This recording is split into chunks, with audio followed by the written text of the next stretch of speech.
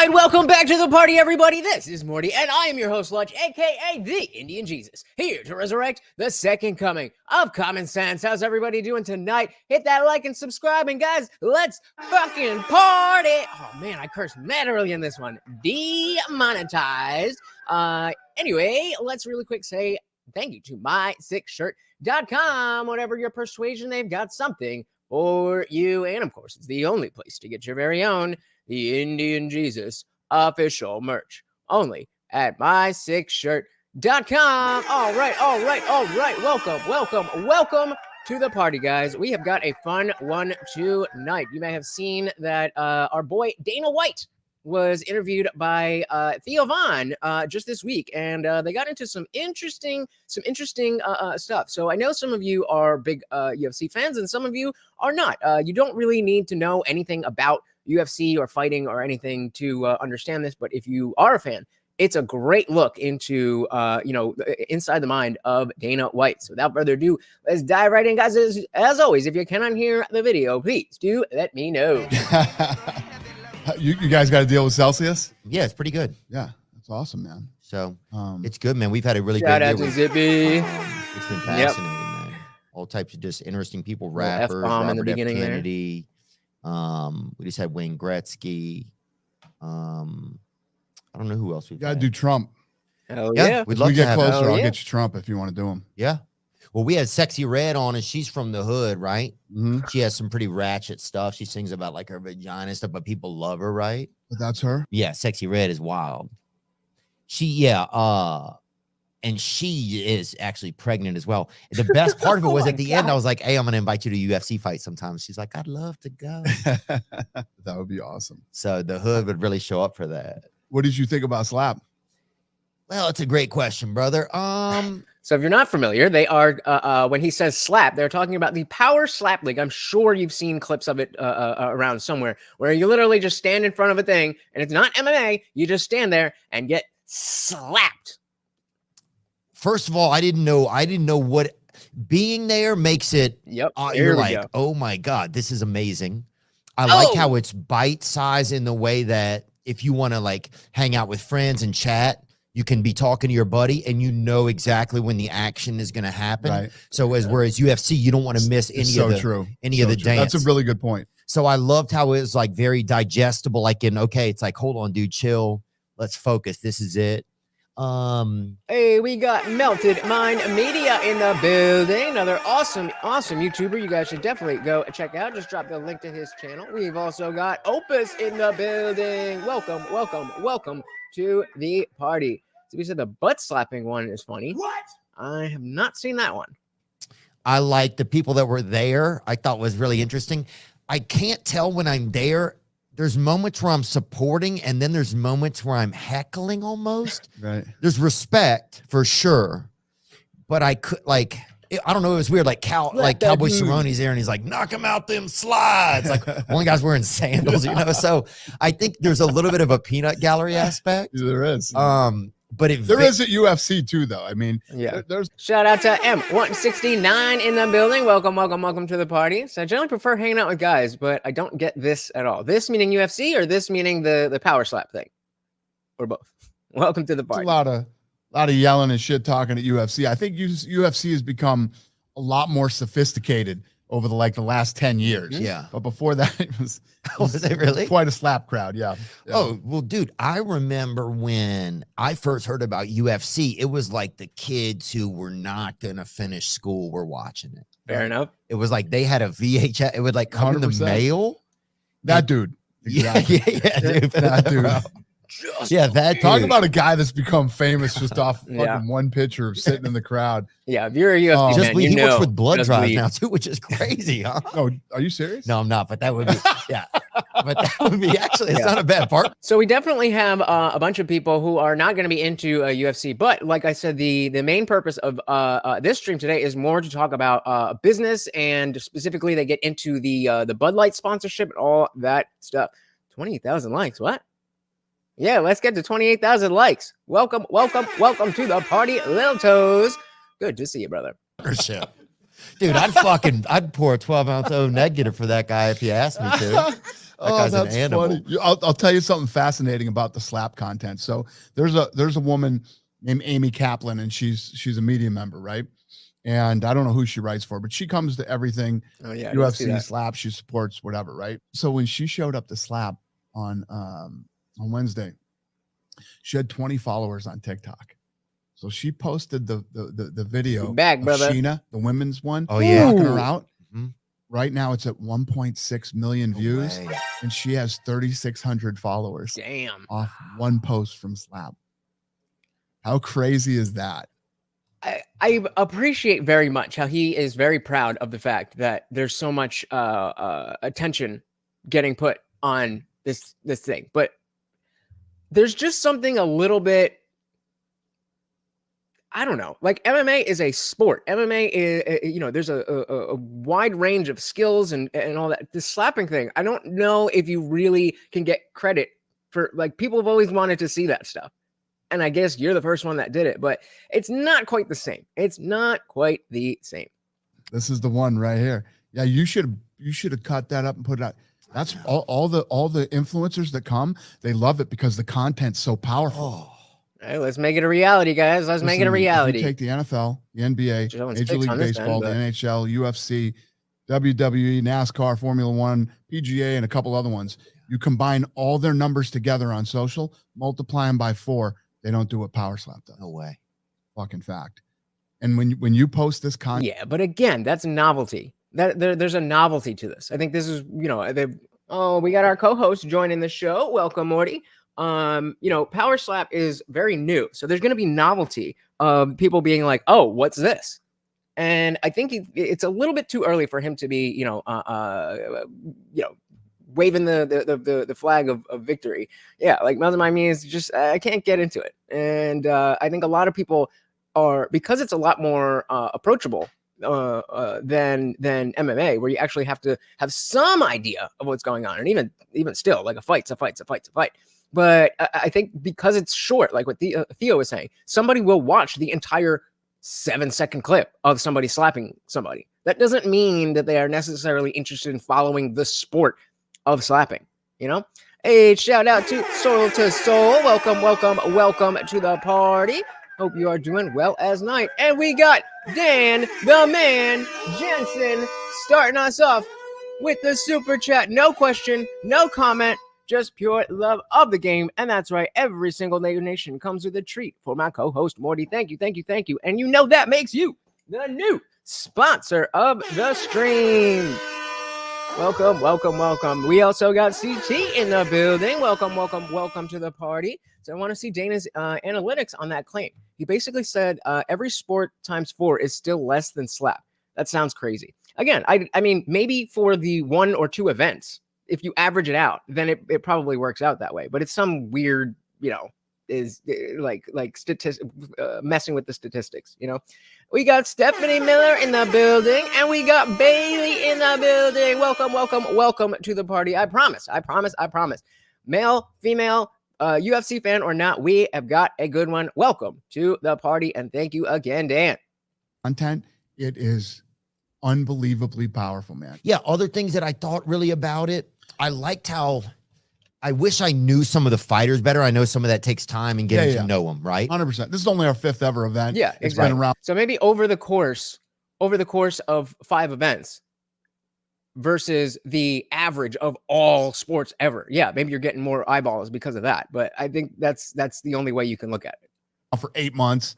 This thing's a fucking juggernaut though, man. But I dug it, dude. I'm sitting there with my buddy Sheldon Soray, and we're like, holy shit, dude, this is so much fun. Like I was excited to come back. I'm not gonna say it surprised me, but it did when the guy almost got a haircut off of his.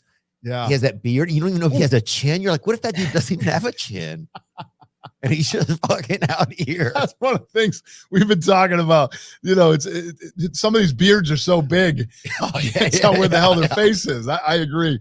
That's hilarious. But I kind of love that aspect of it. It's a little bit of camouflage, dude. Where some guy rolls out there with a naked chin, some little fucking nudist, Yeah. You're like, this guy's got to calm down. This pervert, grow a beard, man. I definitely thought about that. Like at a certain point, having a beard is definitely going to help, right? Like just a straight slap, even if it's just the friction where your hand is just going to move more quickly. Eventually, that's going to make if you got a huge beard, you're not even going to feel it.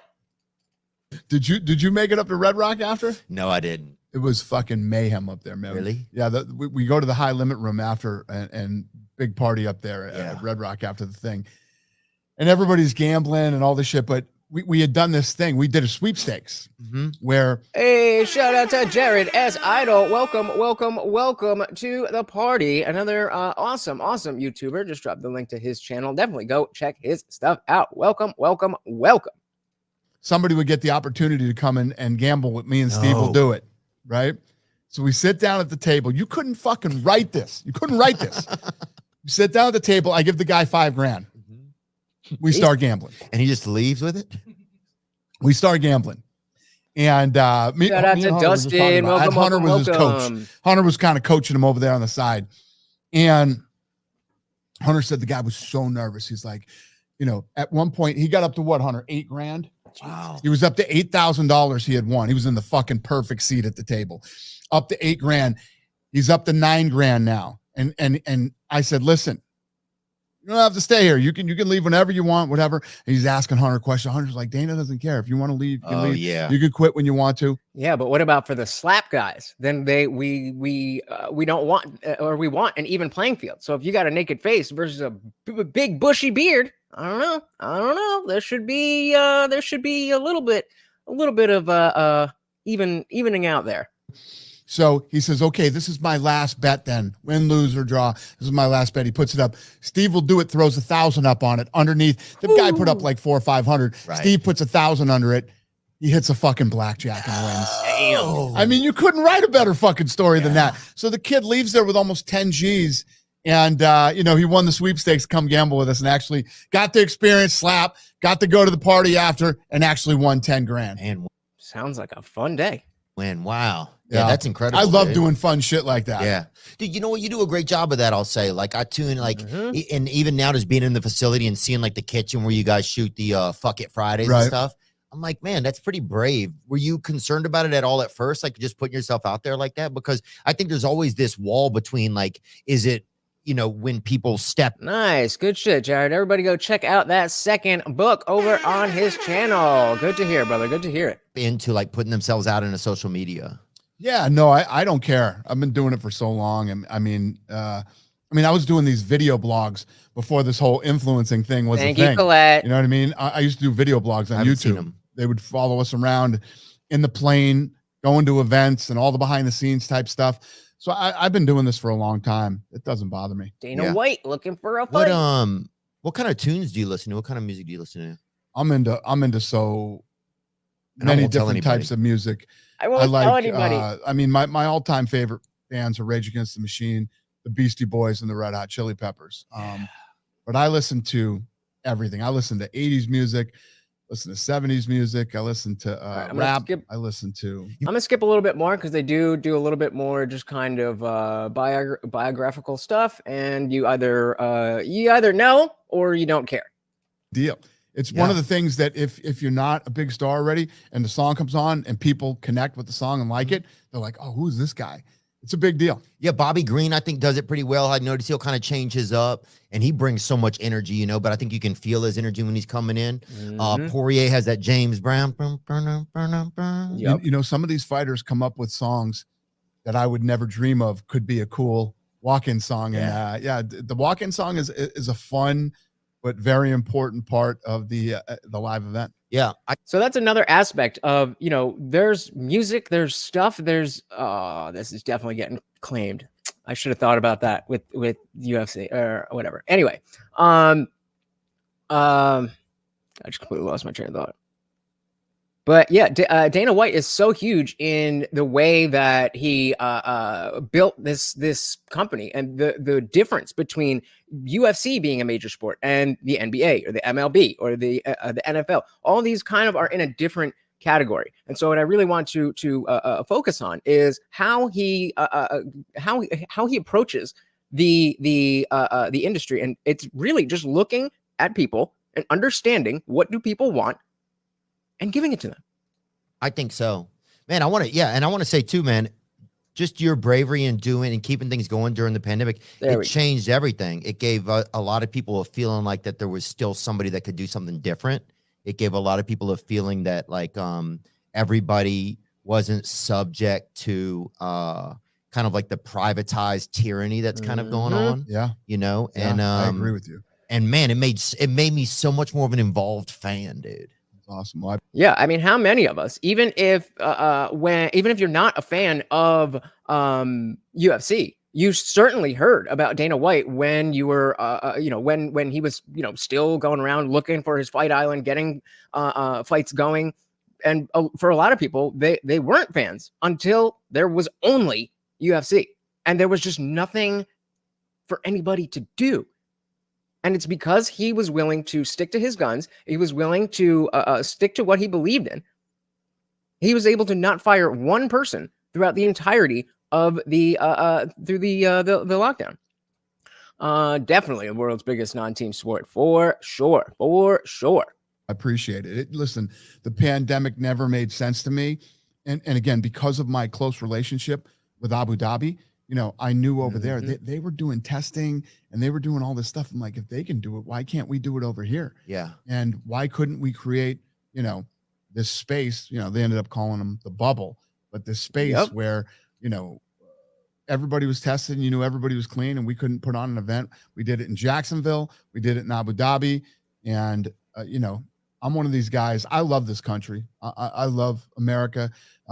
Country's obviously. And so what he's talking about with Abu Dhabi is that he secured an entire island that they called Fight Island. And during the lockdown, you would go and just like they had the NBA bubble, you'd go in and the entire island was just COVID free because they had the right precautions.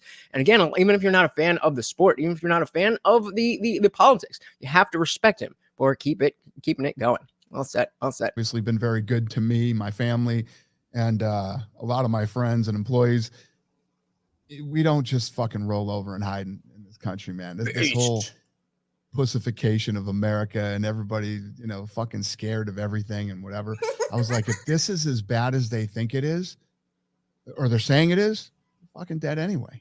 Yeah, we're gonna die. You don't want to die. Yeah, just wearing a mask. Hiding they can't even see your face. Out, go down with the shit, baby. A mask hiding in your house. Oh, hell no. Hell no. So what do you think your walkout song would be? Look, can it just be the cult? Sure. I do the cult. She sells Sanctuary. If you guys had to walk, if you guys were in the UFC and you wanted to hype yourself and the crowd up as you're walking out, what would you pick as your walkout song? Say something either super close to you or something is going to get everybody going crazy. You could feed off that energy.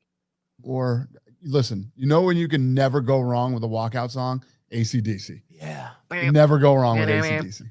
I'm trying to think of an AC/DC song. I'm a little Back in Black. Yeah. For those about the rock. Dan knows.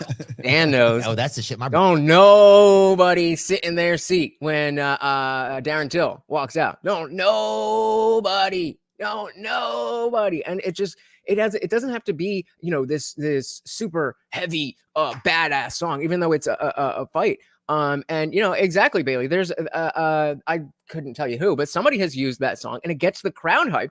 And then because the crowd is hyped, then you can feed off that energy. And, who let the dogs out? Yep, that would work. Dustin Thug Love. There you go. Thug Love or Thug Life? Which one? Can I pick one? So the Soul says, Anima? Learn to swim at first. Never heard of that. Emma sends 7 days to the Wolves live from Wembley. Opus said mine would be Princess of the Universe, maybe. Okay, that would be a good one. Yeah. And so the what you pick is as they're about to talk about, really kind of is your introduction to most people. Most people don't know who you are as a fighter until you're fighting and they're like, oh, I like this dude, or after you've won. So the introduction starts with that walkout song. Not familiar with that one. Hard rock, R&B, and blues, but IOD on the others. Yeah, I mean, there's so much. There's so much. Oh, really? Okay, yeah, I'll check that out. Brother used to beat the shit out of me with all that music. Exactly. Oh, dude, some good ass whooping music. Oh, I have a floating rib that was originally not floating. because of half of Allison Chains' second album. Big Allison Chains fan too. Dude, that would Big be Allison fucking- Chains fan. Bro, we would lose. Bro, one time I go over to Perry Farrell's house, right? I relapsed. First of all, I relapsed at a 1-year-old's birthday party. So obviously I've had some tough times, but Theo. a friend of mine who's in jail now, I think, but at the time he had a child. A friend of mine had a party at Perry Farrell's house because he had a nice home. I love the details that Theo throws in there. Just random details that nobody needs to know. Doesn't help the story. I think he's in jail now. But we were at a 1-year-old's birthday party. It was a 1-year-old's birthday, and I go in, and I didn't know who Perry Farrell was. I'd listened to him.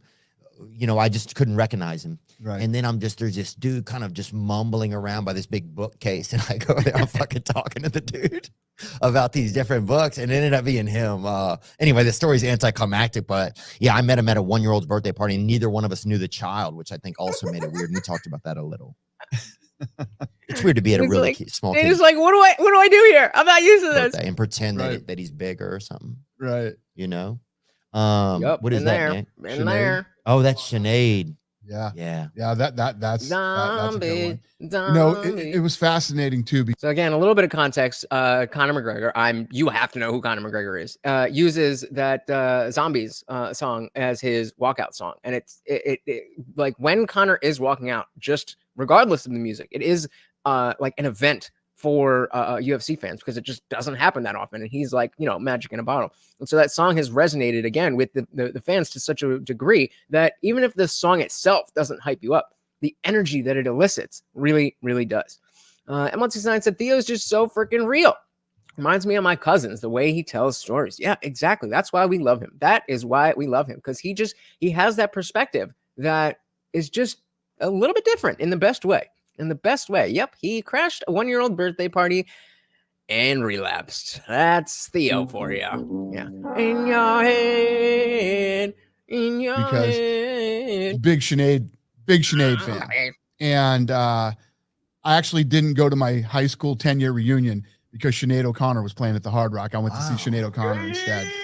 And then to meet her and go through this whole thing with Connor, and she was such an incredible performer and had such a great voice. And I think this kind of goes to what you were talking about putting yourself out there. You know, she ripped up that picture of the Pope on Saturday Night Live that night. Based. And she got fucking just attacked by everybody. I mean, everybody just started coming after her, and she got beat on for so long that she actually got to the point where she would have terrible anxiety when she would go out and try to perform. Makes So sense. leading up to that Connor Makes sense. walkout, it was we didn't know if it was going to happen or not happen live, even though she was there and we had done the That's what I'm trying to think. You guys who are fans will definitely remember was it the last fight where she was there live to sing the walkout song? I don't remember exactly the events. deal with her to come. But yeah, I adored her. She was a really good person. I liked her a lot, and it's sad to see her go, but I was a huge Sinead fan. Did you like give her a pep talk before? Was there any kind of communication like that? 100%. I absolutely did. Yeah, I can Yeah, imagine. pass that I can up. totally relate to what you're saying. Is if you think the media, Guys, can I just get 2 more likes on the video, please? 2 more. Thank you so much. especially, or some people are on your side, and how they would be so scary, especially if you're a singer, to go out there. Yeah, it's listen, when you're out in the public and whatever, the thing is with me is I don't give a fuck. There I don't you give go. I don't give a shit what anybody says or what anybody thinks. I have this mindset. I know exactly who the fuck I am. This is the only way to be, guys. You have to absolutely go through things to test yourself to deserve standing on this spot of saying, I know exactly who I am, but this is the only way to do it. I have my circle of people that I hang around with who know me and know what I'm about and whatever. And anybody else who doesn't like it or doesn't want to, fucking bad. Shout out Chris Okay. Christopherson. Were you always like that? Do you Always think? like that. Wow. I was always like that. Because that's the part that I think these days it gets a little bit harder to create. Like, I mean, I work for myself, right? And so it's nice to have your own space where you don't have to answer to anybody. You have to answer to advertisers sometimes. But at this point, you can also sell direct to consumers. You can say fucking sayonara to advertisers if you need to. Let's say sayonara to advertisers. You guys could be the sponsors. I will Right. never, ever answer to a fucking advertiser. Never. I've been through it. Yeah. Believe me. Yeah. Listen. And he ain't joking. This is the part that I wanted to get into. The fervor with which one has to stand behind their beliefs. If this is what your convictions are, standing on them is the only point in having them. And Dana White is one of the few people who has been in the position to, make his life quite a bit easier if he just, capitulates to what other people want. And he never has.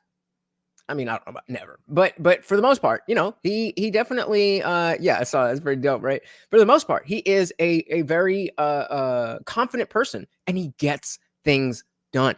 He gets things done.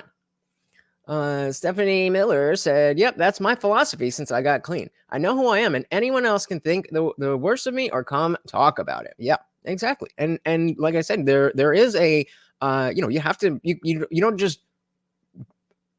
It doesn't just fall into your lap. You certainly have to do the work.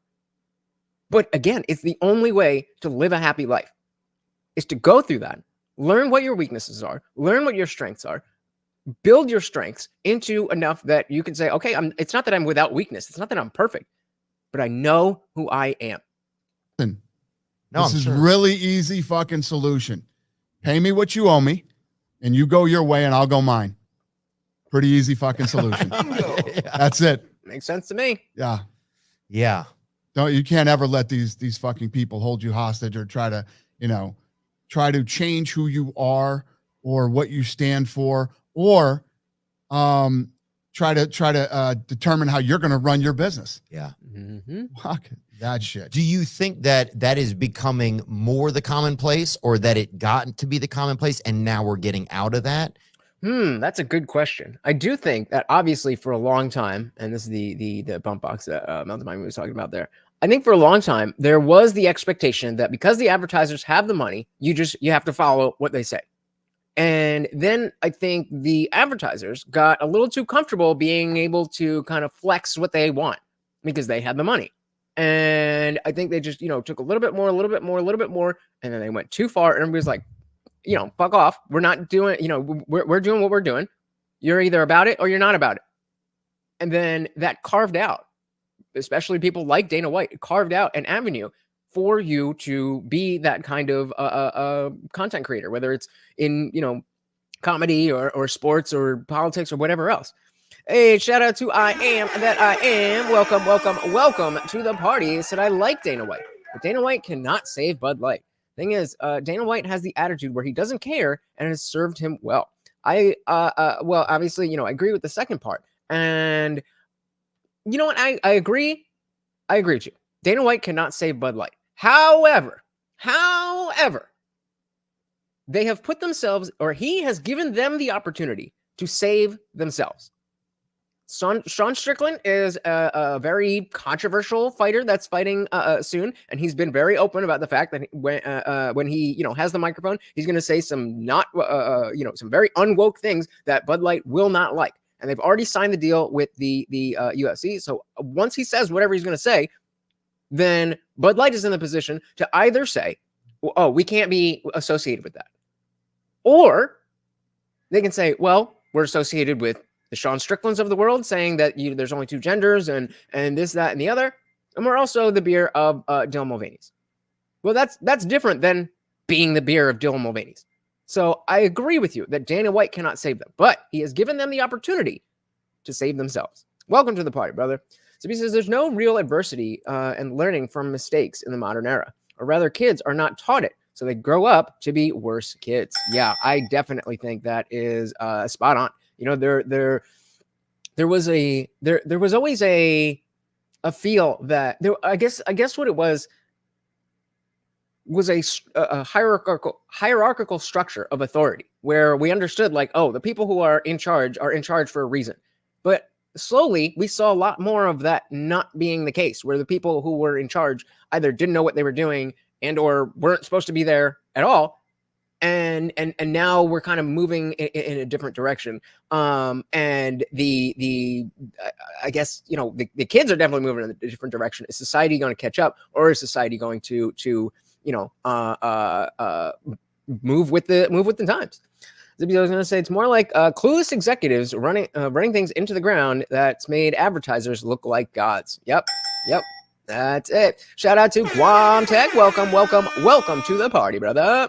I think it needs to be the commonplace. You cannot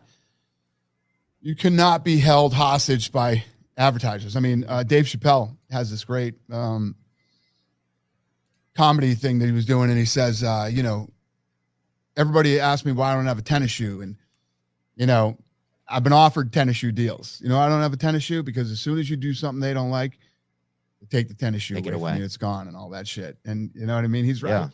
That's why I don't fuck with Hollywood a lot, man. I don't do a lot of shit. They say, hey, come do this, come be in the movie. Yep. The guy calls me, fucking Ricky Furley or whatever calls me, hey, you want to be in the, And I mean, Theo would do gangbusters in Hollywood because he's so not Hollywood. The fact that he is already famous, the fact that he already knows how to be famous, but he doesn't have that mindset.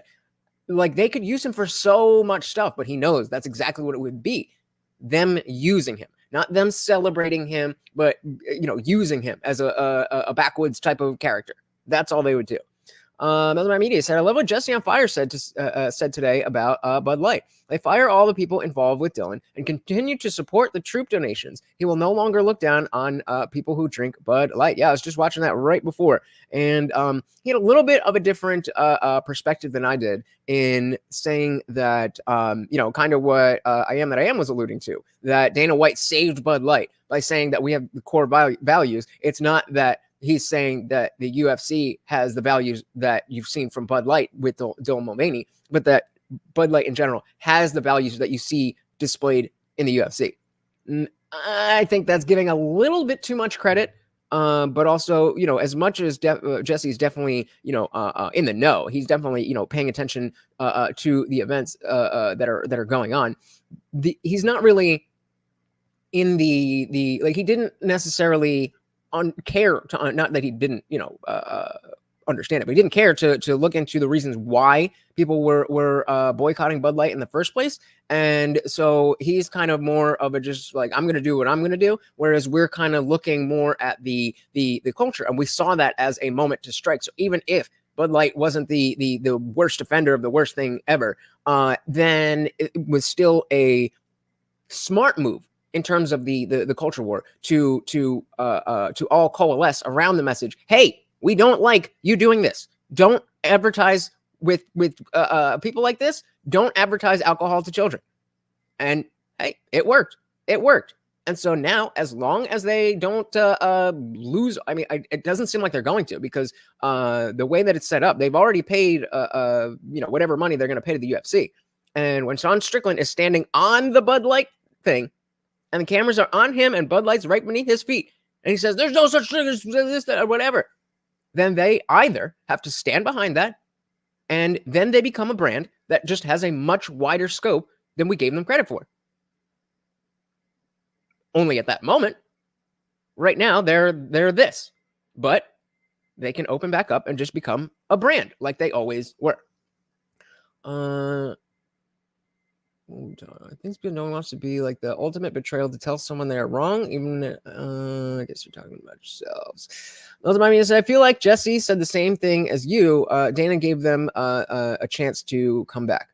He went a little bit further and saying by aligning with Dana, they are back. And I'm not. There's a very specific thing. You could give all the money in the world to troops. That doesn't make it okay for you to groom children. So again, the biggest thing was that there was no acknowledgement that, hey, we did the wrong thing here. The people were fired. But to me, you never told me, if you want my money and you've offended me, then it's me that you have to address. And you have not done that. And so I'm not going to, I mean, who drinks Bud Light? But I'm still not going to be happy with them if they don't pull out of the UFC. But at least it becomes like, okay, well, all is fair. All is fair. As you get trans is by beer too. Fair enough. Dope Sick 11 or whatever the fucking movie is. I don't give a dude. No, I don't want to. I don't want them to be able to write an article to say, hey, we took this away from this guy because he said this. Yeah. I don't fucking need any of that shit. 100%. And they only came to ask me once I started doing my own thing anyway. So fuck them. Sorry, man. I'm obviously angry about that. But thanks for some of the yeah. You're not wrong. You're right. Yeah, there's a lot of that energy in the world that people don't know what to do. It's got to be 100%, man. Yeah. You let these people come in, and you know, these people are paying to be a partner with you, to put their logos with you and be with you until something goes. You find out who's with you and who's not when the shit hits the fan. Yeah, you know what I mean. You say this all the time. It happened with me and my employees during COVID. Right.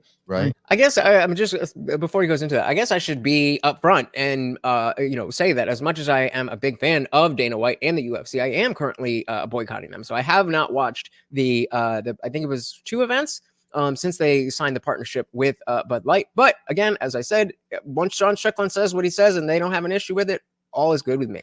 In COVID, they're laying people off and whatever. We didn't fucking lay anybody off. Didn't you nobody some of your salary or something? What you guys do? Nobody. No, I said I would, but okay. I said not one person employed by the UFC lost their job because of lockdowns. Not one. We're going to go through this. We're not laying anybody off. We're going through this. Yeah. And you know, every Christmas party I get up on stage and tell my fucking team how much I love them and how important they are to me. And then the scariest time in our lifetime hits, and I'm like, hey, yeah, I love you guys so much. I'm going to fucking lay you off. Some of you have been with me 10, 15, 20 years. I'm one of these guys. The whole fucking ship goes down together or not at all. How many of you can say that about your boss? How many of you know for sure that if something like that was going to go down and there was money falling out of his pockets, he would make sure you still had a job to feed your family? We're all fucking sinking, me included. I've never. Or we don't at all, you know, and you know, that doesn't exist in this world that we live in today. Everybody's just so easy to pull the trigger and let go of some of their people. And no, it's something good. I need to hear that too. You know, I'm just, as my business grows, I'm become more of a boss. I never wanted to be a boss. Ooh, a boss. How do you do this? How do you do this without these two? I don't. Right. But right. Yeah. And now that you said that, how do these two do this appreciate that without you? Right. You're a fucking team. I think we've realized that more this year, I think, but it's become a learning lesson for me as a boss. You know, it's like, you think like I need to just hold on, but you really need to let go and let others help. Yeah. The level of control people feel like they have in their lives is nowhere near to the actual degree of control. I mean, you know, I'm trying not to bring this into religion, but it's jumping out at me. A big reason why so many people feel like humanity, even not themselves personally, but humanity needs religion, is to alleviate this feeling of, I don't know what's going to happen. I need some kind of control. But in order to manage your life, other people, whatever it is, effectively, you have to let go of that idea that you can control everything and just control the things that you can actually control. I'm on a photo saying lots of athletes lose their jobs from false accusations without any charges being made. Teams will drop them ASAP. It's crazy how sensitive and heartless these companies are. Yeah, and again, it's not just athletes. Think about your job. Think about you know, if you're working at a store for a company, you're gone like that. You're gone like that. Oba said, I'm self-employed specifically because I always had bosses that would throw their employees under the bus for an extra scrap rather than boost them up. Yep. I mean, that's what a lot of our generation, meaning people who are working right now, maybe not necessarily specifically millennials, but certainly millennials, but there's people in general who are working. That attitude is coming up more. They're just like, I don't want to have to work for somebody because they are not good at being a manager.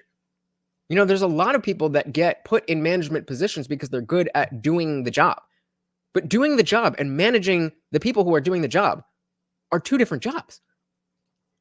70 Miller says they got stuck back in the minority opinion is the thing to do in politics and the entertainment world. And Bud Light backed the wrong horse and didn't know what to do when it blew up in their face. Yep. And so we, remember they first tried to do the Harley Davidson ad, and everybody's like, no. I guess enough time now has gone by that people are willing to let bygones be bygones. I still think that there should be a press release of some sort saying, you know, we made this mistake. I think that is important because it's not about my feelings. It's about the cultural landscape. I want everybody else who didn't care about Dylan Mulvaney to understand that we have enough pull in society to make Bud Light address us directly. That's what would have been ideal, but obviously that ain't happening. So the executives never have to worry about their jobs. Some executive will hire them. When fools run the market, guess where the market heads to? Into the shitter. Yep. So most people are promoted to mid-management because they are the least threatening option to upper management. Yep, mediocrity. Exactly. So yeah, I feel the executive class does not care either way. They're gambling with each other to see who can do worse. Seems like that, doesn't it? Really does. You're a team. You what you do is when you run a successful fucking business, you do it by building a really good team around you. Yeah. You know? Bingo. And I have You're lucky. You have a lot of great employees, man. I got the best team in the world, man. You I got really do, bro. 350 unfucking believable people. When I said we're fucking storming the beach, we're going. Definitely, dude. Nobody fucking said no. There is no experience, man. When I go to the UFC fights, it's like whether it's the assistants or your directors or the guys who are opening the cage door, you look over and there's like some hero of yours. There's David Spade or there's Mel Gibson or there's Joe Burrow. It's like you have all of just like and there's always so many celebrities at these UFC fights. And again, that's not organic. Dana's smart. If you put David Spade and Jordan Burroughs in the crowd, then people who like those people are going to be like, oh, well, he likes that, so maybe I'll like it too. Business. This is the type of mentality that it's not just about business. This is when, we look at politics and we're talking about managing people, running people. And I was one of the people who said that the line about Donald Trump, well, he's a great businessman. He's going to run the country like a business. I thought that was a terrible idea. And I was wrong. I was very wrong. Because managing people is managing people, whether it's at work or it's in life. It just feels like you're in this fun fucking family that's a little bit mentally unhinged, right? I'm not going to say that, okay? Yeah, no, you're not wrong. Yeah, this family, you're not wrong. Yeah, this family's had some fucking domestic disputes, all right? But but it just, dude, it feels so much fun. When I leave the event, I miss the people that you work with just as much as I miss the action. That's awesome.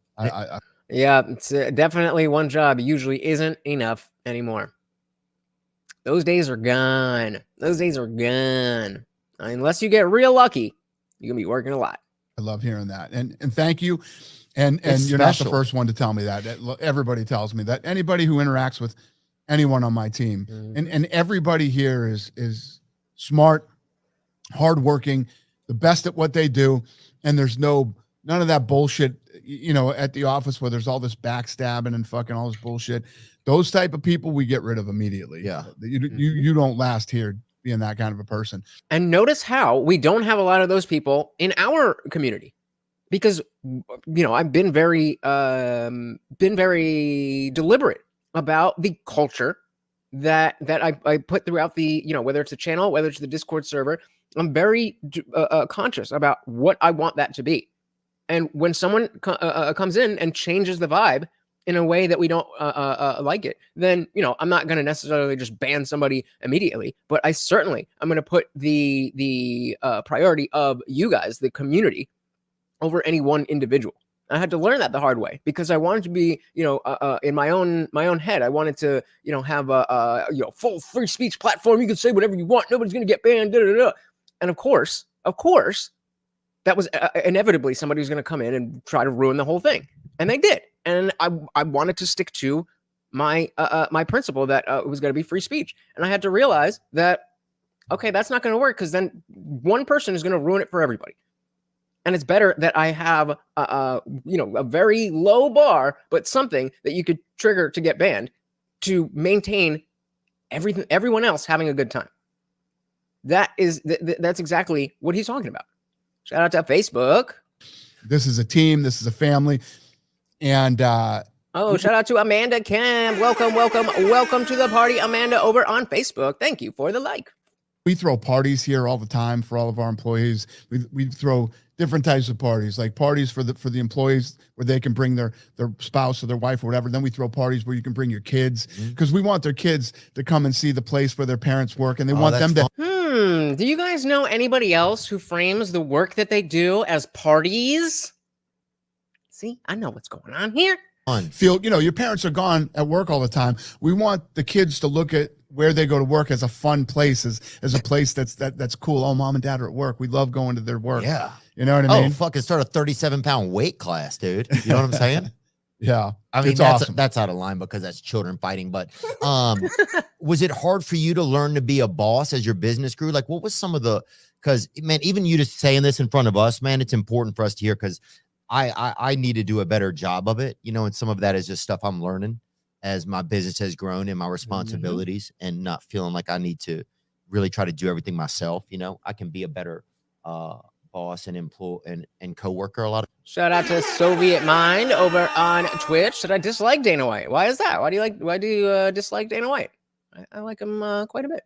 Times. Mm-hmm. So it's just powerful you're saying that in front of us. Delegating. It's and respecting people's ability to do stuff. Sometimes I was always so used to doing things myself growing up. 100%. No, I get it. Listen, I'm still as successful as this thing has been and all the stuff that we do. I get here every day at 9 o'clock and I'm one of the last guys to leave this building every night still. Yeah. Was it do something you love? You'll never work a day in your life. Hard to learn to be a boss? Like, how did you have a role model with that, or did you? I had my own business before this, but I obviously wasn't the difference. The only difference in coming to the UFC was the size, being a global company, and obviously the finance side. I mean, I went. Well, I'm not gonna say I respect Dana, but I'm an actual fan of Chitori Sichiangtong, the owner of One Championship. He works to make sure the fighters are taken care of and focuses on the martial arts and not just the spectacle. And I definitely can respect that. And I am somebody who likes the balance of spectacle to sport that there is in the UFC specifically. I can, like I said, I can respect that, but I think I have an even higher level of respect for knowing where that balance is for an American audience. The reason, One Championship isn't huge in the US is because of exactly that. It focuses on the martial arts and not just the spectacle. So if you are just into the martial arts aspect, it's right there for you. But as Americans, in our media, in the way we tell stories and stuff, we need characters to hang on to, stories to follow. And unlike the WWE where they just script everything, this is real people, and they manage to make stories out of real people's lives. And again, if that's not your thing, perfect. To each their own.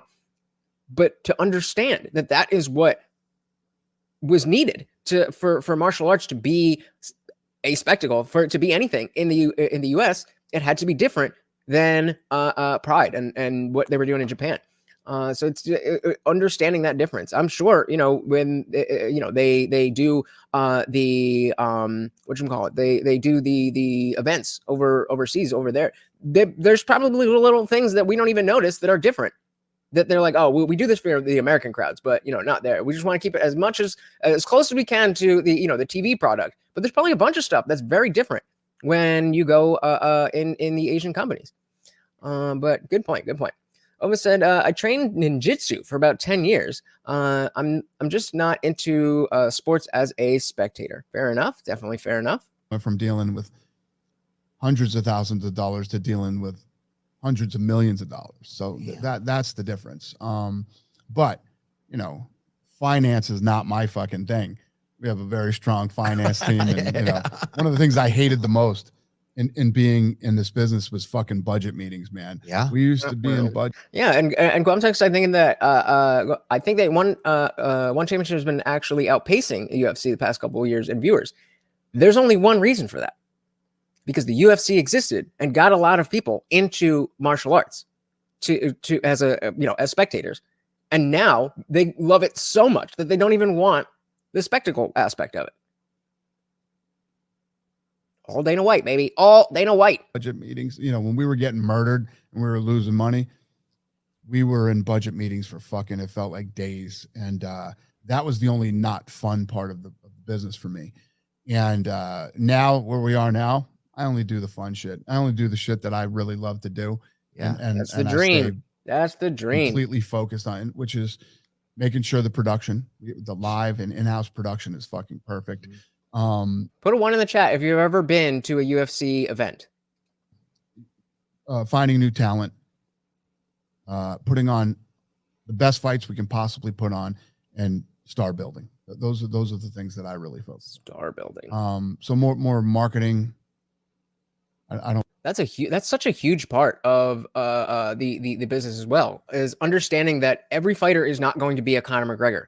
Understanding that you're going to use your Conor McGregors to balance out and subsidize the other fighters. Like, I don't know even a quarter of the entire UFC roster, but I know enough that, okay, I remember this guy and this guy works with this, and building stars and using these people's real lives again to make stories. Yeah, Dan knows what I'm talking about, so it doesn't. But it's a crazy thing. I've only been to one. I do think it's kind of a one and done thing. I do prefer watching on TV, just because when you're there, it's an amazing atmosphere. But in terms of seeing the actual fight, you're spending most of the time looking at the big screen anyway. Jared said, I haven't seen this, but I wonder if Dana will talk about the WWE UFC merger. Maybe. Let's see. Zippy said, Japan is strange. They like wrestling and have a ton more technical martial art type sports. Yeah, well, that's where most of these originated, right? I don't fuck with finances at all. Yeah, good. Yeah. I mean, just because you like to gamble, and because I do too, man. Yeah. So, I'm on some site now. I can't even get my money out of the fucking thing. Like, Jesus, dude. That's one thing. Online gambling. Nope. I am not responsible enough to go down that road. Not me. Gaming is a little. It's a little strange, isn't it? Yeah. I respect them, and we're happy that they advertise, but it's a little obtuse sometimes. I'm an old school brick and mortar, sit at the table and play kind of guy. Oh yeah, I'd rather not be able to pay my tab and have 2 fucking Italians beat the shit out of me, Because at least it fucking evens out, At least in the morning I wake up, I'm like, oh fuck, I deserve it. It's like it's physically part of you. Feel like it makes sense. Is it hard for you guys to pick sponsors? I know you guys have a new sponsorship. You guys have new sponsorship with Bud Light, right? Yep. But is it hard? Do companies come and do like Shark Tank for you, kind of to present the brands, kinda. Or like? Yeah, kind of. So, Shark Tank. The UFC's at a point now where, guys come to us and want to pitch their brands or whatever it is to advertise with us. And recently, I've become very involved in the on the sponsorship side. So, I meet with these guys and I just did an interview the other day with the media at the Scrum at Slap. So let's keep in mind what Melted by Media was saying earlier about what Jesse was saying about how Bud Light in general has always been a company that does have, values that we would respect. It was just a little mishap. It was a faux pas, shall we say, but it was a big one. And it's just, I'm at a point now where in my life and my career, I want to be with people that I'm aligned with, people that, yeah, it's not just about the money. It is about the money because it's a sponsorship deal, but it's not just the money. I'm not going to take a bigger offer if it isn't something that I am aligned with and don't 100% believe. Fuck yeah. Okay, so then why are we working with Bud Light specifically? If there's a million, Modelo has been great for the UFC. A lot of the advertisements, they're always in the middle of the cage, all that stuff. So why then specifically Bud Light when you know what's been going on? Just curious. Yeah, dude, good for you. It's nice to be in that space, And I bet we can probably all be there, but I think some of it's fear. But I had a business guy. Yeah, we were just talking about this. Were y'all? About in life, you have to have no fear. You have to have no fear. You have to believe in who you are and what you do. Yep. And just go fucking get it. Yeah. And don't be afraid to tell somebody no. Fucking water guy wants to do a deal with you and the money looks good, but there's certain things about that you're not into. Okay. Kind of like selling alcohol to minors using a fake trans person. Welcome. Don't do it. Yeah, the right thing will come along. There will be another one. Exactly. And somebody that you're more aligned with. When you look at these type of things, it's no different than a relationship. Okay. If you're going to get into a relationship with somebody, right? Imagine if you had to drop a contract These are my skeptical hippo eyes. Yeah. With some woman. Aquafina. You say, some woman, we're going to be in a relationship, but that could for be a woman 6 too. years. Yeah. Went right over his head. You have to be aligned, and it has to be somebody that you can be in a relationship with for 6 years. Yeah. You don't want to be 3 years in and be like, oh, I'm still drinking Rhonda, you know, or you don't. Yikes. If you know, Rhonda. Stephanie Miller said UFC is probably more on board with Bud Light's Dylan fiasco. They did inflict Fallon Fox onto the MMA world. That wasn't the UFC. That was not them. Or you don't want to be 3 years in and be like, oh, I'm still drinking Brittany, you know? Well, what happens too is... I didn't mean to say Rhonda, so because I know she's a fighter here. I just don't want there to be any weird energy. Okay. There won't be. Anyway, good. Okay, Rhonda was amazing, actually. One of the I know greatest she's one of your athletes I've favorites. ever I know that's worked what Nicole said. She said that all time. She named somebody else's favorites. But go on, I'm sorry. Awkward. I fucked this up. Fuck, man.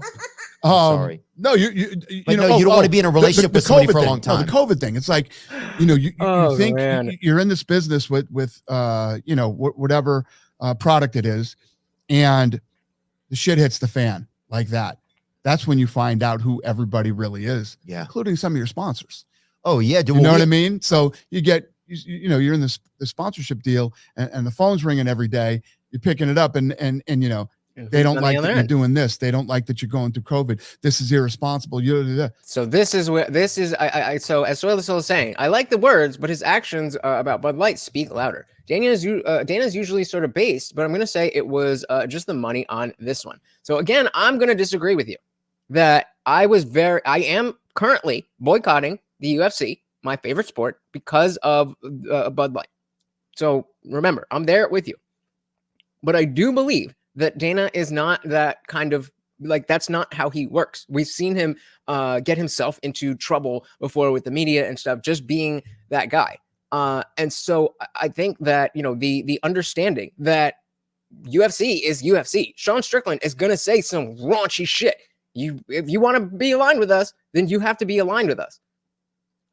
I think number one, I don't think he cared that much about the Dylan Mulvaney thing. Again, if you didn't see the anything beyond the picture of the can, then you probably don't really understand why people were upset in the first place. So there's that aspect. Then there's the fact that if they are the kind of company that has enough of a wide enough base that they sell to Dylan Mulvaney fans and they sell to UFC fans, then that's just a ubiquitous brand.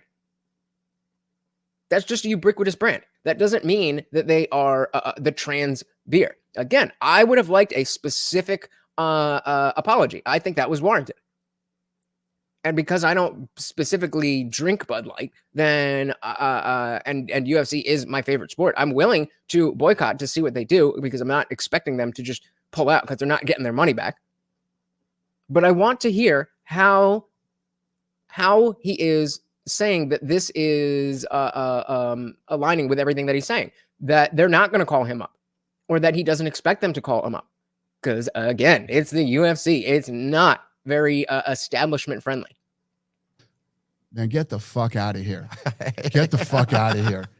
You know what I mean? It's just when you do a sponsorship deal with somebody, you have to look deep into who they are and, who's running the company, who's making the decisions. So it's things like that. Looking into the company, really know who's there, who's running the company, who's making the decisions. Understanding that there was that one girl who, put her whole thing on the Dylan Mulvaney campaign, and they got rid of her. So as far as a company, again, it's not as good as a direct apology, but when have you ever gotten a direct apology from a company before? So there's the ideal, and then we're as close as we can get is you are sponsoring Sean Strickland saying there are only two genders. I mean, there's only so much you can do. As the great Michael Jordan once said, Republicans buy sneakers too. So the Soul said, I'm not a UFC fan to begin with, so you know a ton more than I do for sure. Yeah, I mean, and it's that's why I'm waiting to hear that part. Because it does sound like this. It does sound like it's just about the money. And I'm hoping that it's not. And I don't believe that it is. but I need to hear something that's going to, not just let that be a dogmatic belief. You know what I mean? And are you aligned? Yeah. I love that, man. Yeah, because we had Robert Kennedy Jr. on, and we had a company call, or a couple companies call after that. And RFK. say, yeah, just stuff about him. We're not advertising on this episode. My advertiser's like, you guys need to take the episode down, you know? And Hell no. and we ended up. And what's wrong with him? Nothing. Nothing. Guy's fucking brilliant. And He doesn't like jabs, guys. I've known him Guy's for, a smart fucking I've known guy. him for 7 years. Great guy. Right. I mean, a neat man. Right. I've never met him. Yeah. I've only watched his stuff. And you got this whole Democrat, Republican, fucking all this crazy bullshit. He's a fucking Democrat. Yeah. Right? But now they hate him just because he doesn't believe like He's this. a Democrat with common sense. Right. Yeah. They don't like that common sense. Right? He's like an old school Democrat. Yeah. And smart guy, whatever. Let me tell you this. Let me Oh. fucking tell you this. Ooh. This is America. You can fucking have whoever you want on your podcast. You can do whatever the fuck you want to do. Imagine a sponsor that's sponsoring you, calling you and telling you that you can't have this guy. What sponsor did it? Now I remember, or I don't know why I said remember. I understand where Dana's coming from and saying that, I want to do whatever I want to do, and I want to do what I want to do, and that's the end of it. There is also the other side of I also want to do what I want to do, and I don't want to do what I don't want to do. And if I don't want to associate myself with you, then I'm not a bad person. I'm just not aligned with that. I can get how you can take that personally, but there seems to be a slight one-sidedness that I should be able to do whatever I want to do. But if you want to do something you want to do, you should be able to do it. You know what I mean? I don't know. It's just a little off. Who was it? I let me think. And I'm not afraid to name him. I don't know if I remember.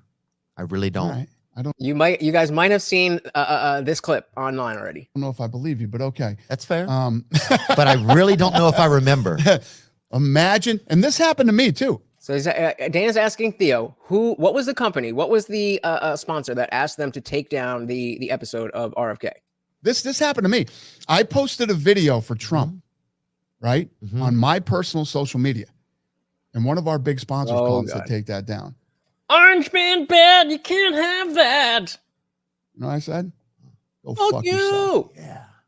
You vote for whoever you want to vote for, and I'll vote Yup. for whoever I want to vote for. That's how this works. I don't even care who you're voting for. It's none of my fucking business. Facts. Well, fuck you. Yeah. Don't ever fucking call me and tell me who to vote for. Yeah.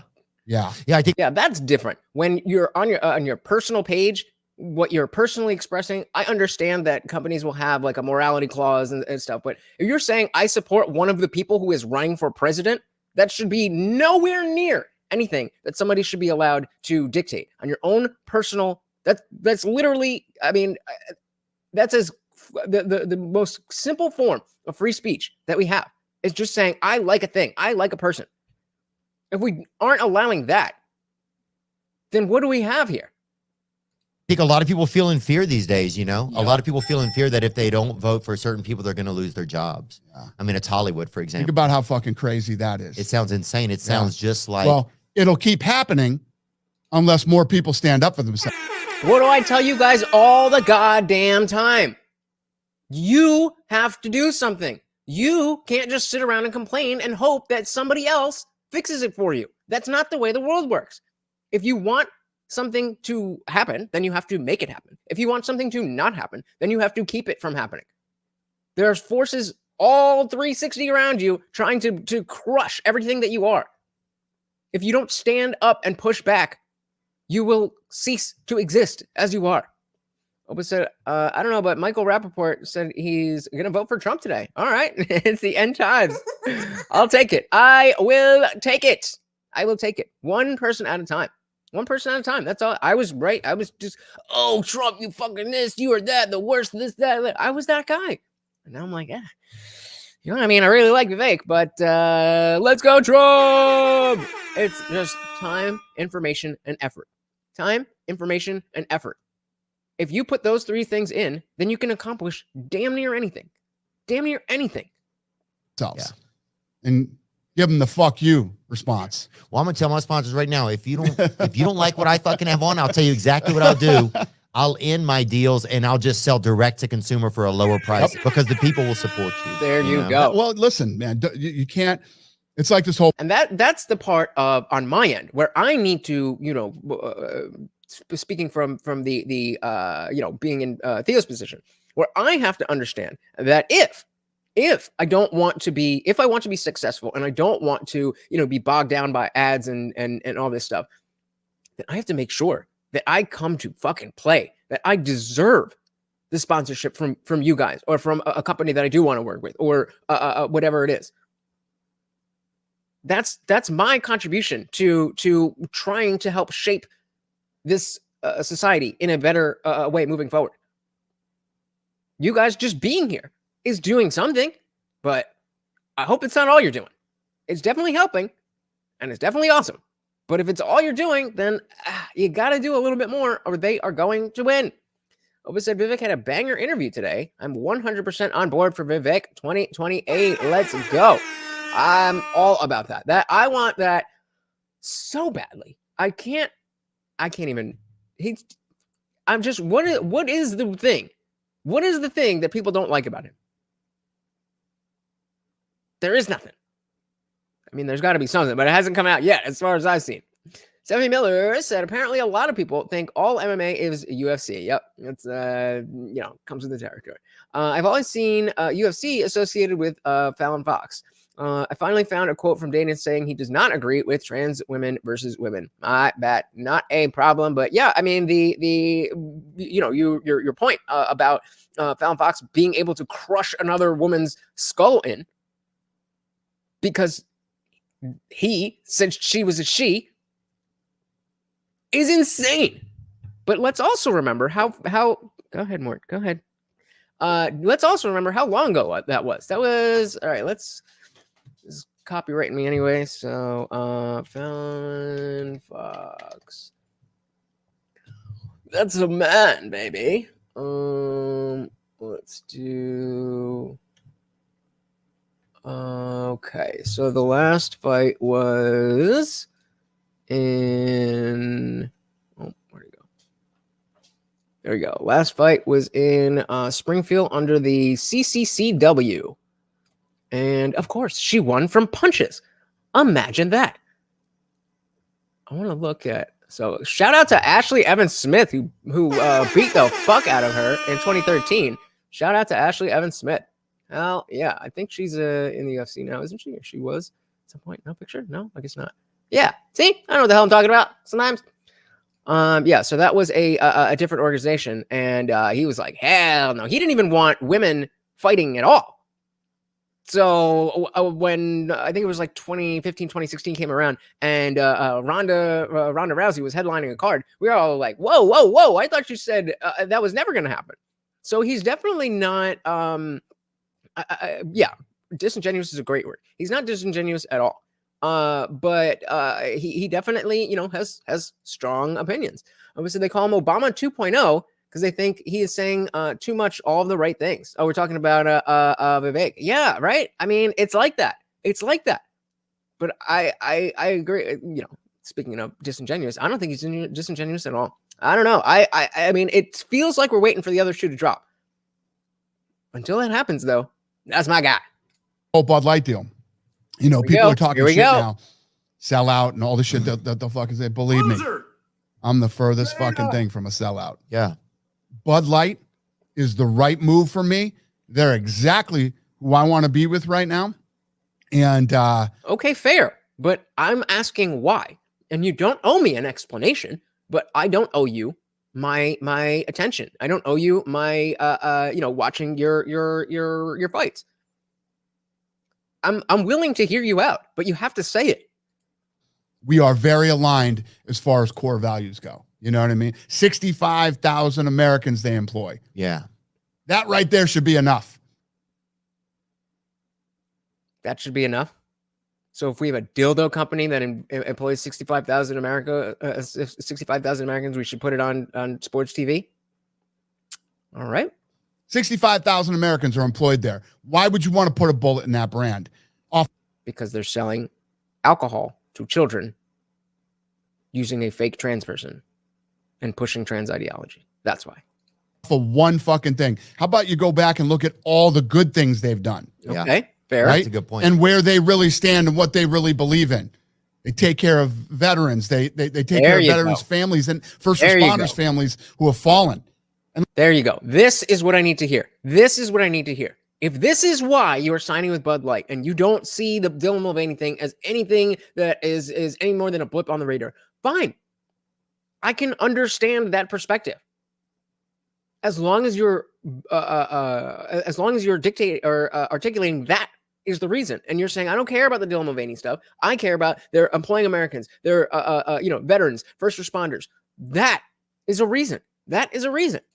Glomsek said, I love Vivek. I will say that he does speak in platitudes a little too often. Okay, let me finish and then I'll come back to that. I personally love that, but I can see how people would be worried about it. I don't know that he does. I just think he is out there more than any other politician has been. Maybe besides Trump, maybe not. I don't know that if we've ever had this much just screen time for a presidential candidate. And so, when you hear the lines that he used, like if there's a God-sized hole in your heart and nothing fill it, then something else will. Like, that's just because it's been on every single podcast and every single news show ever. I don't see, we haven't seen that much of Joe Biden. We haven't seen that much of Nikki Haley. We haven't seen that much of Trump even. So I don't know.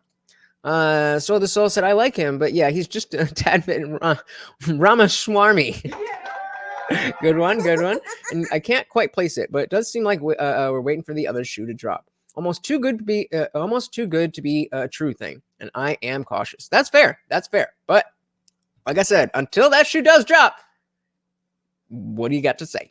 What do you got to say? And the list just goes on and on. Almost $1 billion a year with U.S. farmers. Wow. That alone is the reason you should be drinking fucking Bud Light. Okay. Yeah. All right. So fuck, I look deeper than just fucking, right. They did this fucking can with whoever. I don't give a shit. It wasn't just a can. It was a deliberate 3-video ad campaign. But fine.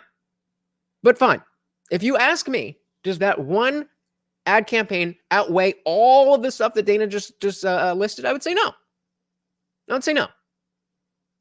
Fair enough. Obama said he sued Vivek sued the WF and won because they tried to throw his campaign by putting him on one of their young leaders list. I remember that. Yep. I don't know. He seems like the guy. Stephanie Miller said unions have done that for years. I've known several people that don't go public with who they really vote for. They pretend they are doing what the unions tell them to do.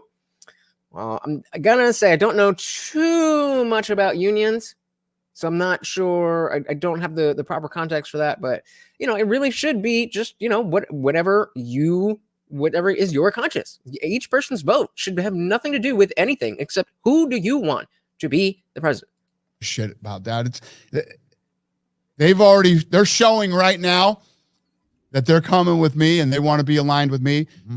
Those of you that are hardcores, some of you guys are fanatical on this shit. That should be your, you guys think you're all looking for an apology. They ain't going to fucking apologize. Exactly. They're not going to apologize. And so the decision now is where the equation has changed. The equation has changed because before it was very easy. UFC had nothing to do with this. It was just like, do you want to drink Bud Light or do you want to not drink Bud Light? Well, that's a very easy decision. And so I hopped on board. But now it's changed the equation. Now it's not just, do you want to not drink Bud Light? Are you willing to forego your favorite sport? And for now, I'm willing to, but that changes the cost of my forgiveness, if you will. Now that they've done this, the cost of my forgiveness has gone down. Is that the most principled stance? Of course not, but it's realistic. To you. Yeah, fuck that. Just because some risky fella, just because some, and they had 2,500 influencers that day. They gave everybody their own. I know they did. But they didn't all do ad campaigns, did they? I knew that shit. Yeah. I'm like, they just gave a can to everybody. Nobody's paying attention. Everybody got a can. If I don't know where I'm at sexually, I could probably use a drink. That's honestly how I feel, dude. That guy's having God. that guy's having the toughest day. Oh, that's fucking You can't decide awesome. what union to fucking be in, bro. That's a fucking issue, dude. Oh my God. So it says some mutants blatantly support one party over another with official donations, and often this is paired with mandatory dues and should not be allowed to happen. Yeah, I don't like that. I don't like that. Wanted Foe said Dana brushing it aside as just the one can is rather disingenuous. It calls into question how much he looked into the issue before making his decision. No, it does not. He knows exactly what he's doing. He's purposely minimizing it because now his money is directly tied up in the public perception of Bud Light. So he's not going to say any more than he needs to. This is a businessman. He is always thinking about what is best for the UFC. And so if the perception is that Bud Light is so terrible, horrible, whatever, then you're not going to dive into the details of it. You're gonna, kind of breeze over it just like you did and say, well, if you're really hardcore, you're I don't know what. Then you put that's good business. That's good business. It may not be honest. But we're not asking, again, we have to understand the frame and the perspective through which we're looking at people. Are you looking at Dana White as a friend? Are you looking at him as a politician? Or are you looking at him as somebody who runs a huge company that not only has a lot of influence itself, but provides a platform for people that is very, in terms of any other platform, it's pretty open. You can say damn near anything on a UFC microphone. You can say damn near anything. But I do, I caught that too. Somebody says if that happens as the neighbors, someone is going to jail, but they sold tickets. What? I don't know what you're talking about. Quantic said, man, I honestly don't like that view. He can still stand up for the good stuff they've done and still admit that they've made mistakes. He could, but then that just brings more attention to the negative things that he now has his money tied up in.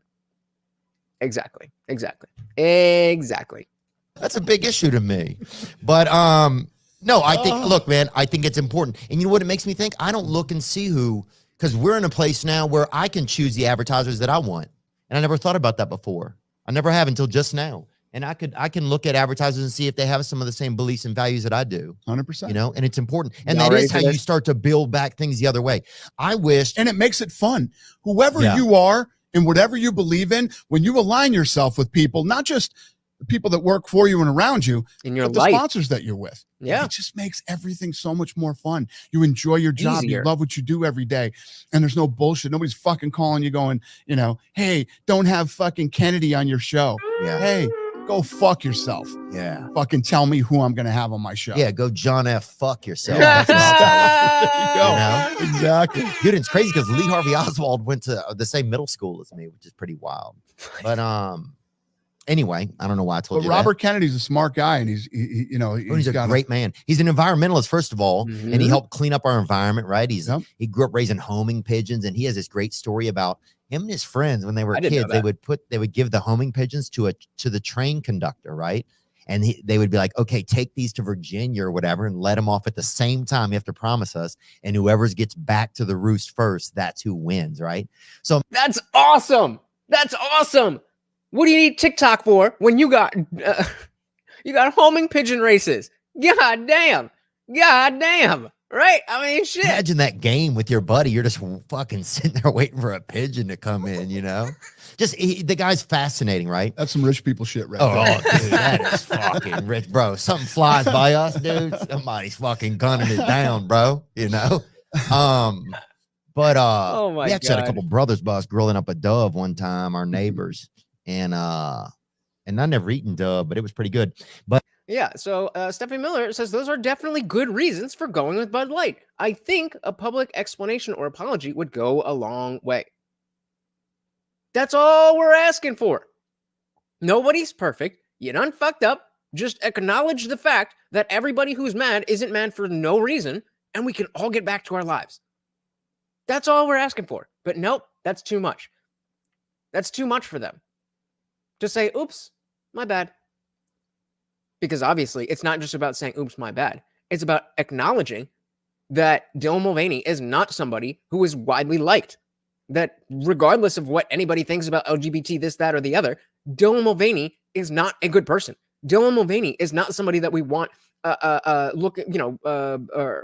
selling things at all, because his audience is children.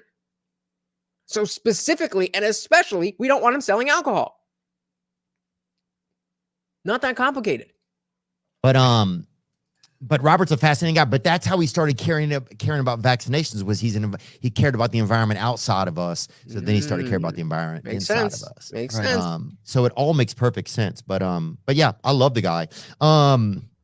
What about, so when you deal with like, how is it we're not gonna get into it. Because you guys are there's a thing. You might have seen a clip, but it's good. part of William Morris, right? I work with them, right? Yeah, they're a pretty WME, woke yep. company, Yep. right? Is it woke as woke can be? Yeah. Yeah, I think it's woke Morris Entertainment or something, It should. Stephanie Miller says, I agree. It's hard to take a stand when you got babies to feed. And I understand that it's definitely harder to take a stand when you have other people that rely on you. The problem is that this can't be an excuse. Yes, it's hard. Yes, there's more at stake. But again, that doesn't change the landscape. That doesn't mean that they're going to stop trying to groom your children because you got babies to feed. It's specifically because you have babies to feed and I don't, that you should be out there, doing everything you can. I don't have any children that are going to be swallowed up by this leftist dogma. So it's exactly the reasons that we want to stay back and stay safe that are going to cause the entire society to become less safe. And I'm not, I completely understand. Well, I mean, as much as I could without having my own children.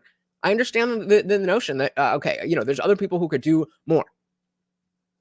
But how did we start this out? Nothing is going to happen if you're waiting for other people to do it for you. Should be anyway. But yeah, they're fucking woke. They're always crazy. We had Tucker Carlson on the other day and they're all fucking, I'm sure, or whatever, putting on their maxi pads. But I love Tucker too. Yeah, Don't Tucker's we all? fucking fascinating. He's Isn't he, awesome. dude? I'm actually going to dinner with him here in the next few weeks. Yeah, Love him. It was interesting. When was this? Was this the so this was 3 days ago. So this was after, right? What day is it? I don't know. But on Saturday at the UFC event, there was Tucker Carlson, what was it? Tucker, Trump, Don Jr. I don't know. There was like 3 or 4 people that are in that realm, and the crowd just went wild. And Trump goes to UFC events all the time, but the fact that it was he was with Tucker and Don Jr. as well, and the fact that everybody just loved it, was like, hey, these people are liked, at least with this crowd.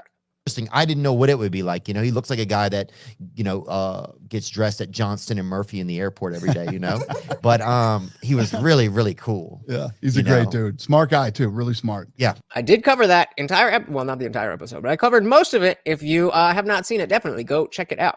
It was fun. Listen, I don't judge people by their politics or their race or their religions or any of that shit. I don't judge people by their race, but I certainly judge people by their politics and their religion. But okay, let's see where he takes it. Shout out to AK182. Welcome to the party. That's right, Kid Rock was there. Good call. Welcome to the party. There's you're either a douchebag or you're not a douchebag. Yeah. And if you're a douchebag, I want nothing to do with you. Fair enough. If you're a good person, I don't care who you vote for, or who you sleep with, or what religion you are. I don't care about any of that shit. Is it how much have you learned about different cultures and ethnicities just having because dude, you bring in there's people with flags sometimes and I gotta look them up. Where the hell is that? No, it's true. That's funny. It's amazing though. It's like I learned about Ecuador from Cheeto Vera, right? I didn't know about it, but next thing you know, I know about it. I get to talk with him. It's like From Ecuador? Yeah. Thank God I got that right too, because that fucking flag. I got it wrong. Yeah. So the Soul said, I do the best I can regarding speaking my piece. I don't wait for anyone to do it for me. This is why I prep. Learn new skills for the what's the SHTF? Should hit the fan scenario. Stock up on lead and participate in based community. Doesn't leave much time for anything else. I hear you. But that is exactly what we need to do. And I know that you guys are going to be a lot better than the average schmuck who's not even paying attention. But there's a you know, a natural thing that's going to be like, oh, well, I could probably, you know, take it easy here. I could probably, you know, be someone else will probably do this. And they won't. They just won't. So shout out to So and everybody who's doing all they can. I questioned it. Cheeto Vera's a great dude. He's fascinating. But it is. It's. There'll be nights that we'll be sitting there by the Octagon, and I trip out. So I grew up a big Bruce Lee fan, right? And when you watch Enter the Dragon, it's basically the premise is this fanatical guy got all these people from around the world. Yeah, there's a bunch of movies from like the late 70s to like the very early 90s where because my parents are immigrants and they weren't in the country for all that stuff, it didn't get passed down to me. So there's a good chunk of music and movies where just right over my head. We're supposed to be the best martial artists in the world. He brings them to one place to fight. That's the movie? Yeah, Enter the Dragon. With Bruce Enter Lee. the Dragon. I've heard of it. You never saw Enter the Dragon? I never saw it. You need to watch that tonight when you go home. Movie night. All right. Yes, sir. Enter the Dragon. So this guy brings them all to this island. Mm-hmm. The guy ends up being, you know, bad guy. He's corrupt or whatever. And Bruce Lee kills him. Sorry to ruin the movie for you, but yeah, right. Come on, bro. You just. I'll still watch but it. Some nights I'll sit there and I'll think about it. I got this guy from China fighting a guy from Kazakhstan. I got this guy from Brazil fighting a guy from France. You know what I mean? And it's amazing. It's amazing that yeah, I'll have to check it out. This is kind of what I was alluding to with the stories. The fact that these are real people. You know, the Cheeto Vera guy that they were talking about. He was an Ecuadorian chef. And, you know, he would have to train while he was doing his chef job. And there's endless amounts of these stories. There's, you know, the guy who just left the organization, but was previously champion. He was a literal ditch digger in Cameroon. He hopped a boat to get to France. Had no idea where he was going, what he was doing. He just saw something. He saw boxing on TV and said, "Oh, I'm going to go do that." And he went to France and he started training, whatever. Then he got into the UFC. He became the champion, and and then he fought Tyson Fury. I mean, talk about a great movie. Everybody's life is its own movie, especially when you're talking about these kind of guys that have this type of life. Guantek said, my family raised me on all old Kung Fu movie and Bruce Lee movies. Jackie Chan was my fucking hero when I was a kid, and barely anyone knew who I'd be talking about. With Jackie Chan? People didn't know about Jackie Chan? I wanted to post that Bruce Lee also died 6 days before the release of Enter the Dragon. Some trivia knowledge. Good to know. Like, oh, yo, Green Street Hooligans is a fucking banger.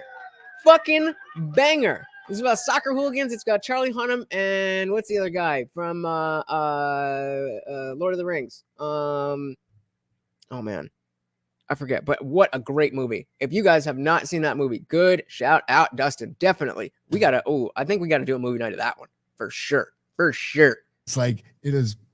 It's like I grew up loving Enter the Dragon and that whole concept. And then now here you are doing it. Wow. Yeah, it's pretty fucking cool. Dude, laughter and left hooks, those are universal languages, I think. Laughter and left hooks. Laughter and left hooks. Universal language. I love that. It's crazy. Imagine two guys that can't even speak to each other. Then you put Keith Peterson in between them as the mediator. And no offense, I love Keith. He came to a show in New Jersey. He knows I love him. And but if that's the fucking moderator and then they can't even speak, but they're fighting, it's kind of a beautiful dance. Well, the whole thing is absolutely a beautiful dance. Oh, I mean, what a better way to explain what this sport is. And so if you're not a fan, I would just suggest maybe after Sean Strickland fights again, I would just suggest looking at what they're actually doing as different than just a fight. And a beautiful dance, and you'll see something different. Beautiful dance. You have these people from different parts of the world, right? And they're training, and they're trying to become Conor McGregor, smartest martial artists they can be.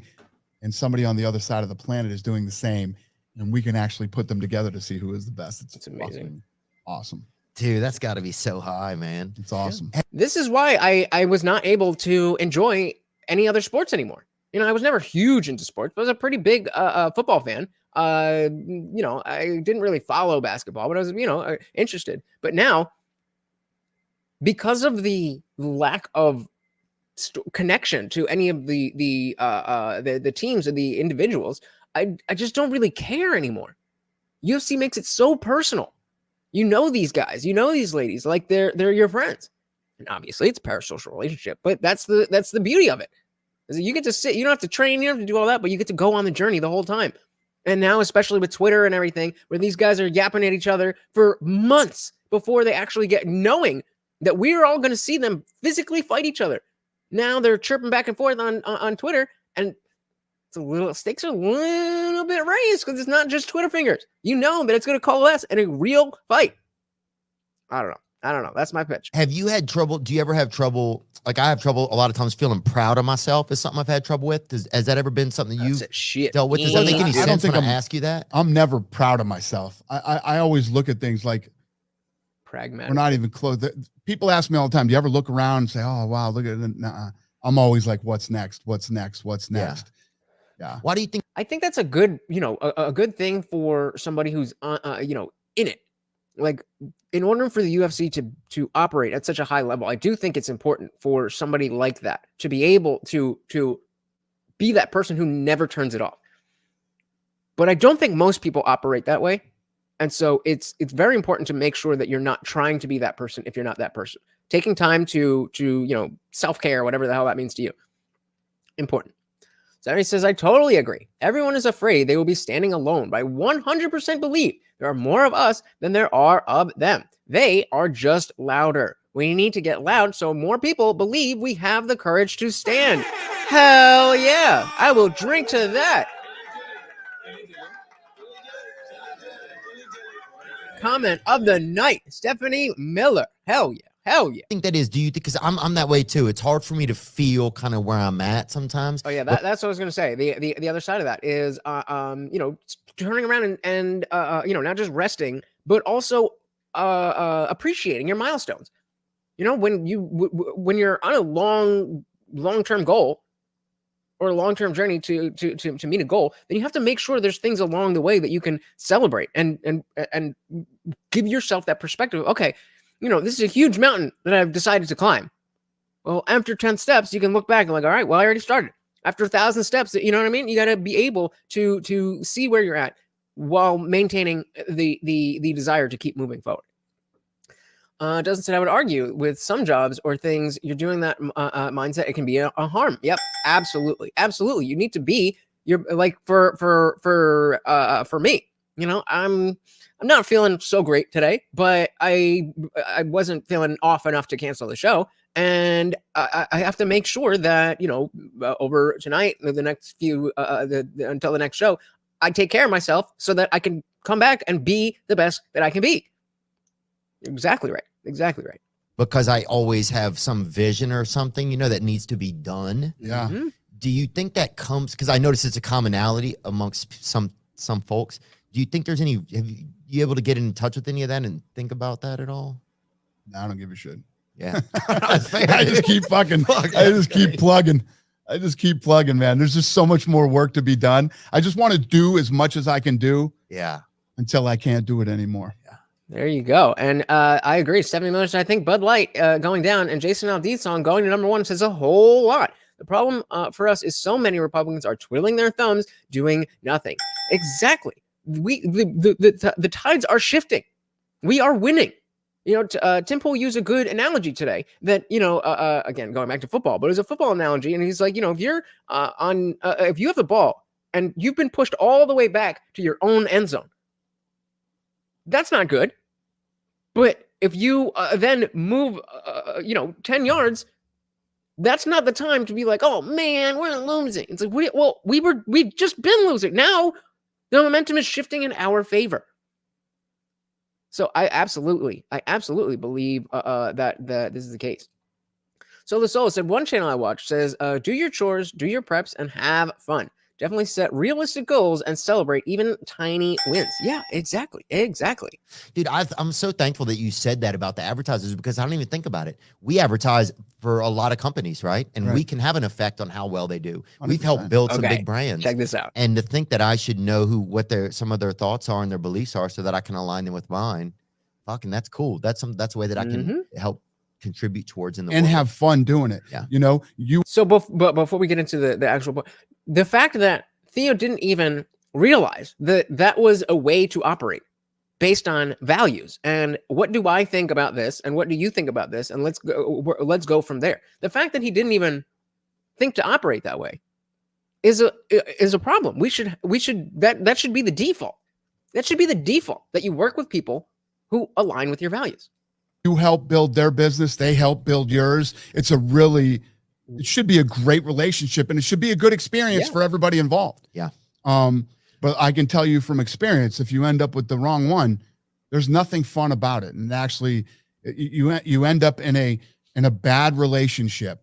It's like any other bad relationship between you and a woman or whatever it could be. Have you Nobody guys wants struggled to with be in that? a bad relationship. Yeah. Have y'all struggled with it? I mean, it happens, I Yeah, guess. it's happened a couple times, but yeah.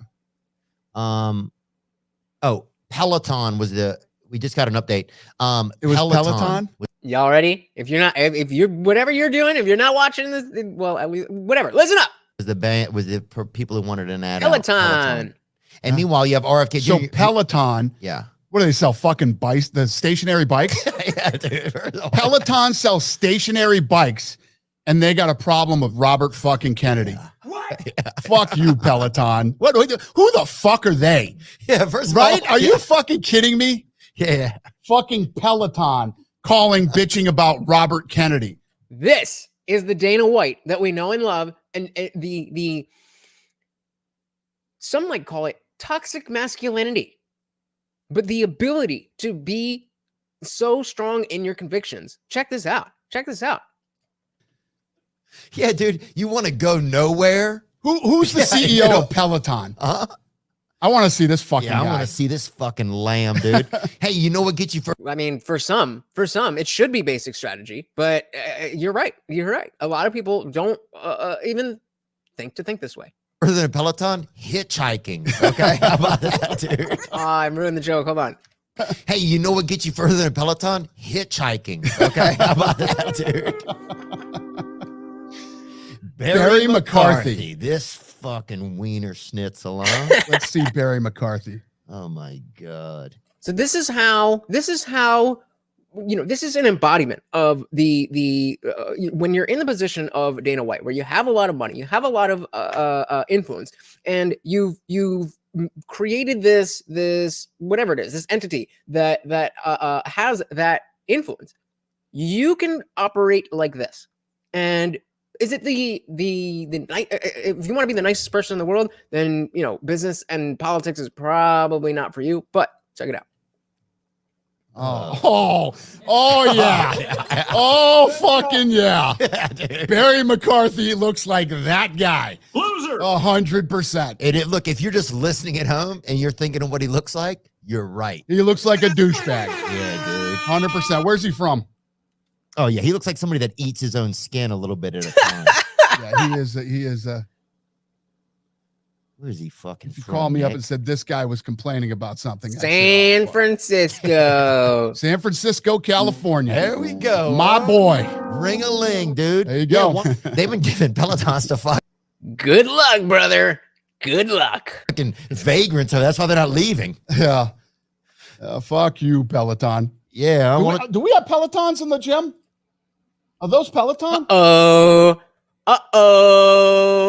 Asports. No, there's bikes next to it. Asports. Yeah. We're getting rid of them. Yep. We're getting rid of the Pelotons. Yeah, and if they ever mail Poor me, sorry he's going to kill himself, but we're getting rid of the Pelotons. Hey, look, Pelotons are out of the gym. whoever uses the most can fucking have them at home, but they There can't use them you here, brother. go. That's what you do. That's what you do. That is what you do. Hey, shout out to Team Floppy Ears, another awesome YouTube channel, guys. Definitely, if you are into dogs, if you have a dog, if you think they're cute, definitely, please go check out Team Floppy Ears. Awesome dude. He's been on the channel before. Definitely check that out as well. But his channel is criminally underrated. Welcome to the party, my brother. Good to see ya. I'm watching foes. Said I hear San Fran is looking decent now, thanks to she. Well, communism will do that. Communism will do that, right? You stop fucking using their products and you Hell fuck 'em. yeah. Yeah, and tell them to go fuck themselves. And that's the same thing for me. Like if somebody's telling you that you can't vote a certain way, if somebody's telling you that if your boss is, make a video and fucking blast Imagine them. that fucking dork. Yeah. Fucking picking up the phone, calling you and telling you that you can't have Robert Kennedy, who is a Democrat, by the way. You know that guy's a fucking Democrat, right? Telling Context, he can say that about Peloton, but can't admit Bud Light made a mistake. Again, great businessman, can't really respect him personally. Well, again, that's why we are why we talk about the frame through which we look at these people. Now, I would not. I don't know. I was gonna say I would not invite Donald Trump into my home, but I think I would. But you know, even if I wouldn't, that doesn't mean I wouldn't vote for him. I wouldn't necessarily want to sit and gamble with Dana White, although that might be very cool. He might be, you know, a shifty kind of person that way. But when I'm looking for somebody to run a company to maintain this like, you know, this entertainment structure that I appreciate, that is what I want to hear. But again, personal respect. It's like, all right, I see what you're doing. I see what you're doing. I don't know if I would do it, but I see what you're doing. It's just the way of the world. It's just the way of the world. And that's why we have to look at our friends differently than we look at politicians, than we look at business leaders, than we look at whoever it is. We have to understand the context in which they are, you know, we're looking. So I would totally have Trump over. That's why I stopped myself. Because I'm always like, I don't know if I'd have a drink with the guy, but, you know, he's clearly the best person to lead the country of all the people running. But, you know. I always said I would totally have him over for dinner. I would even buy the Mickey D's. There you go. There you go. you that you can't fucking have him on your show. Who the fuck are you, Barry McCarthy? Yeah. To think you can pick up the phone and call anybody. You sell fucking stationary bikes for a living, you fucking clown. Fuck you. Yeah, fuck them, dude. God, dude. And what is he? He's probably middleweight. I'll fucking cut 40 pounds and fucking. That guy is the typical fucking pompous, arrogant fucking douchebag that I cannot stomach. It's people who don't know. Yeah, it's people that think they know what it's like somewhere and they've never even been there. That's a story of a lot of our country these days. But I like this. It gives me an avenue to feel like I can fight back. So I appreciate that. You have. And I'm trying to, you know, as what Contact was saying is separating the personal from the you know, the great businessman. I'm trying to think about why it is that, you know, because again, it was the same exact thing when I was a Never Trumper. That he's a great businessman, but I can't respect him because this, that, and the other. And again, there's a difference between a business owner and a politician. Obviously, a politician is going to be a shittier person 9 times out of 10. But, well, maybe not. But you know what I mean. The average politician is just looking to advance their own career. But there's something that is just not sitting right. You know, exactly what he's saying, what Gontek is saying about, you know, you could be that open about Peloton, but you won't admit that they made a mistake. I almost feel like I would probably be more open to the Bud Light sponsorship if you'd just been like, yeah, they did this stupid shit, and you know, they were selling to, and I talked to the guy in the, you know, the C-suite. They said, oh, that was a big mistake. We fired that bitch. We're never gonna do that shit again. That's all I need to hear. That's all I need to hear. But I haven't heard any of it. So I don't know. It's an icky feeling. I want to post. It's going to be interesting to see if Barry responds to this podcast. I don't think he will. Context. I will say how he's carrying himself proves Bud Light has no power over what he does with business other than bad mouthing. There you go. There is the point that we are looking at. That this is the company. And this isn't new. Like, whoa, Dana White did that? Are you kidding me? Like, no, this is Dana White. So that's why I'm trying to, and maybe I'm, you know, trying to just smooth things over. Because like I said, now the equations change. Now I have to give up my favorite sport if I want to keep with this boycott. And do I care that much? That's a question that I have to, you know, wrestle with. So maybe I don't know. I mean, said Theo, you're gonna have to relapse to cut 40 pounds. Oh man, don't do Theo like that. Don't do Theo like that. I don't think Dana is an especially smart man or even a great businessman. He had a good mix of experience, being in the right place at the right time, and a bit of savvy. Fair enough, but I mean, what really else is there to being a businessman, you know? Context said Dana would look real stupid if he says all this and then we find out they're forcing him to censor himself or the fighters. Yeah. Oh yeah. If that happens, because Sean Strickland has already said he's purposely going to come out and try to say, something that Bud Light won't like to test them. And he's like, oh, thank you for this opportunity to da-da-da-da. Okay, let's see it. Let's see it. Until that happens, until Sean Strickland forces Bud Light to take a stand either against what he's saying or for what he's saying, then it's up in the air. Once they don't pull out, and Sean Strickland has said there's only two genders, Trump is the only one who can be president, and whatever. Let's say he says something wild about the vaccine or about the 2020 election or about whatever, and they stand behind him. That again changes the equation. Maybe not enough for some, but enough for me. I think it was a joke. I think it was a joke.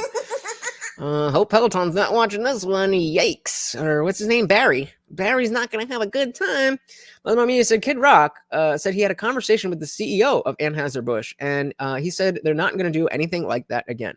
It was at UFC with Trump. So he came out with a statement, or he's on video saying this? Oh, word up. Look at that. Look at that. Melted Mind Media. Want to go talk to him? I'm like, I do. Hold on. Okay. So me and him go over. We actually had a great conversation. Really? Shout out to Kid If Rock. you put this in context, why did this start? It's like, I told him that night, I go, you signaled to a lot of people like myself, like-minded people. Put the trans thing aside for a minute, right? I was like, but by sending that can to the trans kid, you kind of signaled to us you support this lifestyle, and more importantly, like men being in women's sports or in my granddaughter's locker room. Yup. Not to mention, it wasn't just the can. It was a 3-video ad campaign. Come on, if you're going to be the one, at least you have no fight in making Bud Light money. I guess you want those UFC tickets. Come on, bro. Most of us draw a hard line right there. Nah. What are you doing? You have a granddaughter. You're like 40, 2 grandkids. You're like 42 years old. Well, go ahead. It gets cold in Detroit, Sean. Yeah, I guess it does. So I said, you signaled that to us. I said, but speaking of, I was like, if someone wants to be trans, I was like, I didn't rip that kid. I said, F you guys. I said, I didn't even say boycott or cancel. I said, F you. I said, what are you doing? Injecting yourself into this conversation, these polarizing social issues. I was like, you could be doing so much more positive stuff, just making us laugh and drink beer. But I said, someone wants to dress up like a girl, they want to be transgender, whatever. A lot of people fought and died for them to do that. Yup. Go for it. Hell we yeah. can coexist. There you go. In public places. You might not be my first dinner invite. You know what I mean? And I'm probably not yours. And if you're gay, no one cares anymore, right? Nope. We all got gay family members. Put a 1 in the chat if you really, really care to make sure that there's no gays anywhere ever. Didn't think so. Gay friends, gay co-workers. It's like, cut it out. Just be gay. How about, I'm not going to clap louder for you. You know what I hear you saying? You believe in freedom. Yeah. But if you want to indoctrinate kids in school, that's what I tell my. Let me say this to the trans and gay community right now. All right, they're listening. Be yourself. That's cool. You're cool with me. I'm cool with you. That's how most people are. But as soon as you bring our kids into this, that's where you're going to bring hatred into it. Bingo. Leave our freaking kids out of it. That's the bottom line. That's the bottom line. Leave the kids out of it. Parents instill the values in their own kids. Yeah, that's it. Pretty simple. I mean, all right. I want to get back into the Bud thing a little bit. I want one specific question. It's great to see you. Thanks for coming. Holy shit. Hannity looks old as fuck. I'm just now realizing that it's probably been a number of years since I've seen him, and he is significantly older than he was the last time. Oh man. But word up. So that's well, hold on. What's the other question? More Kid Rock as we continue. We're in beautiful Nashville, Tennessee. By the way, they have no state income tax here. We don't got part 2. Come on. Let's see. This is why TikTok is winning.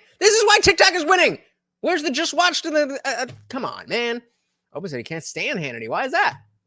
I mean, you know, mainstream media is mainstream media, but why specifically him? All right, where we were here. He's such a neocon. Aren't they all, brother? Aren't they all? No, but I hear you. I hear you. One of folks said, that's exactly what I was thinking. What the? Yeah, seriously. It was, you know, really jarring to see. Yeah, I mean, if you got it word up, if not, that was helpful. That was helpful to know that he addressed it. He said the part that you signaled to us that you support this. That is the part that really matters, and that is, you know, I wish I wish that Dana would address that part, but he doesn't. To fight back. Yeah. Thanks for stopping by, buddy. You have a good one. You're gonna let that fucking guy tell you what to do? Fuck no, dude. I will cook that dude's fucking. Look at this. There he is. That right there tells you exactly. Peloton lays off 500 employees in the 4th round of cuts this year. Now, I don't know what's going on with Peloton, but it just seems like whatever it is probably not as bad as COVID. And no layoffs with the UFC. So I'm just saying. Shout out to Basil, the Pumping Seagull. Welcome to the party. Good to see you, brother. Good to see you. Hey, we got Dietrich's in the building. Welcome to the party. Said I hate the grays. They are so morning. Light grays, dark grays, ban the grays so my wife can quit painting my rooms that color. Word up. Welcome to the party, brother. Valentine's, can you imagine his grandkids saying Grandpa Kid Rock? That's another one I'd like. I mean, he is only in his 40s, but like, Jesus, fuck. Grandkids? That's wild. But he's like, it does get cold in Detroit.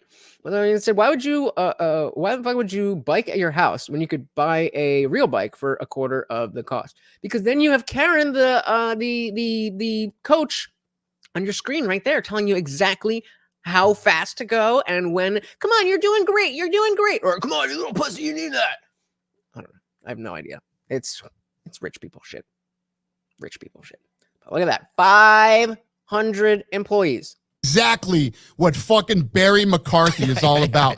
Peloton just laid off 500 of their employees in their 4th round of cuts this year. Yep. You know what, everybody listening? Fuck Barry McCarthy and Peloton. All right. Okay? That's what a stand-up guy Barry is. Yeah, dude. And that's why he ain't, it's fucking.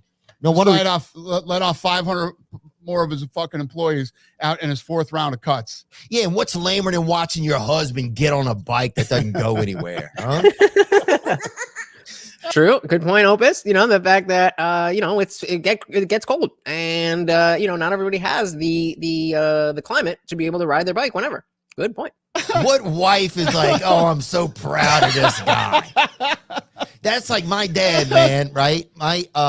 Get Borsari in here right now. I need Borsari in here. Yeah, get him. Yeah, is he a bicyclist? He has to be. If he isn't, why does he look exactly like one? This is just the ball of shit that happens when you are who you are, and you don't have to be the perfect person. But when you're enough of yourself that you have claimed stake to who you are, you can do shit like this. He's a workout freak. I'm not bullshitting you. You can film us. Yeah.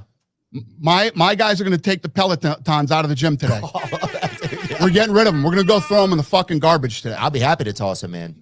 We're throwing the Pelotons in the garbage. We're throwing them out of the UFC gym. Done. Just like that. And so, you know, there is there's something there about my discomfort with him working with Bud Light. That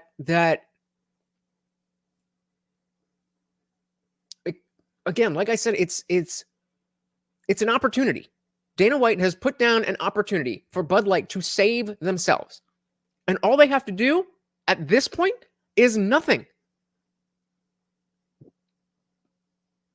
I don't know. I'm still working on it. I'll later in the week I'll have better formulated this, but that's where my mind is. I'll be happy to toss him in. What about when you talk about star building? You mentioned it earlier, and we'll do it. I know you're amped, and I appreciate it. Do what? We're gonna throw those Pelotons out. Oh yeah. No, that's a fact. Yeah. Fuck, I'm almost excited now. Yeah, fuck that guy, man. You know what he did? They ruined my day. The advertisers calling, they want it down. There's advertisers that are upset. They ruined my fucking day. And I was already having a shitty day that day. And they fucking made it just a nightmare. Didn't you say 43? I thought you said 43. It was like 7 o'clock at night. You got to take it down. And the episode had been up. It's a shit show. I feel screw that. them. Talk about struggle streaming. That is struggle streaming. You talked about star building a little bit ago, right? You mentioned it. What is it? Is there a toughest class or even gender? Is it tough to build like female stars? Like, good question. What is that kind of like? That is a good question, because you would think it would be very, very easy to build the profile of a female fighter. Like, if she looks good and she can fight at all, you at least got 3 fights. Where if she cannot fight at all, where people are going to get behind her just because she looks good. But obviously, at that point, then if she can't fight, she can't fight. But then the girl who can fight is going to get the recognition. But you don't see a lot of stars on the female side. And I mean, if you're a fan, you know the big names. But in terms of like Ronda Rousey level, it's been Ronda. That's it. Star building. So if you look at the Contender Series, right? I create lots of different content. Shout out to the Snoopcast. Anybody who remembers the Snoopcast. That is how I learned about Sugar Sean O'Malley. If you know. To build stars, you got the Contender Series. You have Looking for a Fight. Shit, me. The Ultimate Fighter, which was the greatest star building show and format of all time. And I'm literally doing that same format right now with Power Slap. We bring guys into a house. You find these guys, you bring them into a house. They live, eat, and sleep, and train together, and then compete against each other. I think I would watch that. As little as I care about Power Slap, I'm very, very curious about what the average Power Slapper is like. And specifically, what a Power Slapper is like in a house of other Power Slappers. That sounds good to me. Hell yeah. Shout out to the Snoopcast, bro. Dilly to the Snoopcast. That was the best way to watch that show. If you don't know what I'm talking about, they had a special audio channel on, it was Fight Pass at the time, the UFC Fight Pass website, where you could do the regular commentary or his Contender Series show, where there'd be people who could come and compete to get into the UFC. There was an alternate audio commentary where it was one of the retired fighters and Snoop Dogg. And Snoop Dogg was just sitting there getting shit-faced and smoking blunts, and it was fun. I love cheesy reality TV. I love that shit. I can't get enough of it. Hey, shout out to the Robs over on Twitch. Welcome to the party. Good to see ya. The Snoop and Hart Olympics commentary was hilarious. Oh, I didn't check that out. I gotta see that. Somebody said, okay, this sounds terrible. Uh-oh. But whatever. To me, there's something hot about Stephanie. 2 men beating the crap out of each other. But do guys like that in women? I think it's just not the same. It is not the same. There is a lot of guys who will not even watch it, and Dana was one of them. For a very long time, he's like, there will never be women in the UFC. We're not going to have that. And there are a lot of dudes who are like, I don't want to see her, whatever. I am a fan of the sport itself and the skill, and because of the fact there are less female fighters than at the shout out to the Robs drinking. We got Dana White on the Theo Von podcast talking about all that Bud Light bullshit. Cheers to you, pal. Yeah. So the when you in the men's side of the sport, there's it's razor close, but there's more disparity in the women's matches. So sometimes you get to see the skills of one of the fighters more easily in a women's fight than you would in a man's fight, simply because of the differential. And I don't know. I see it as, sport. It's a sport. But there's definitely a lot of dudes who are just not into it. They don't like it. Maybe not the Kardashians, but specifically those Netflix love reality TV shows. I just can't get enough. I just can't get enough. Guamtech said, I might get ripped for this, but I'm more into pro arm wrestling than power smack contests. Yeah, at least there's something. I mean, maybe it's just, I don't know. Maybe there's a skill and a technique to power slap that I don't know, but I don't think so. And what it does is it does a few things. While you're showing the world who they are on television or online or whatever it is, it's also a pressure cooker. Yeah, bro, I got you on YouTube. Give me 1 second. To deal with pressure and competing over and over and cutting weight. Then there's a camera in their face 7 days a week, 24 hours a day. It's like media training at the same time. And what always happens is no matter what, the best always rise to the top. It is fascinating. All right, so this is Craig Borsari. He's my head of production. I know Craig. He's friends with my. I know his neighbors. Yep, there you go. Oh, he's Craig. I know his neighbors. What? Craig is very friendly with all his neighbors. Craig is an exceptional guy. So, he was in a situation where he had Robert Kennedy Jr. on his show, and an advertiser called and told him, "Get rid of that. You're not posting that podcast. Take it down." Fucking Peloton. Blah blah blah, because he had Robert Kennedy on, right? It was Peloton. Okay. Well, do you know who Barry McCarthy is? Para puddings. What the fuck? Barry is that? McCarthy is the CEO of Peloton. Yeah. Let us see Barry McCarthy again. Can we see him again, please? We got pictures of you and Barry McCarthy together, actually, Craig. I don't know, bro. There are some fine ass females in the UFC. Absolutely. Amanda Hebus. Ooh. I would not kick out of her bed for nothing. Is that Pelotons that we have in the gym? We have Pelotons, yeah. They're going. We're throwing them out. Yeah. We're getting rid of them. That's Barry McCarthy. Like I'll be on a treadmill. This is the fucking guy that called and told him to take down the fucking. We had an episode. Does that look like the guy that would call and bitch about Robert Kennedy Jr.? He does, doesn't he? Who is that? Yeah. Fucking. Look at that guy. All right, no more Barry. No more Barry. Yeah, he does, huh? A little. I don't know who Tim Cook. I mean, I'm just agreeing with you. I don't know him either. Who's Tim Cook? Look. Godlike said, I will say that watching females in grappling and MMA will actually teach you more about technique. They have to be more technical, especially in BJJ, Brazilian Jiu-Jitsu, for those who don't know, in BJJ, because they have to train with the guys too. Interesting. I was on about them two tits talking. What? Come on over to YouTube, brother.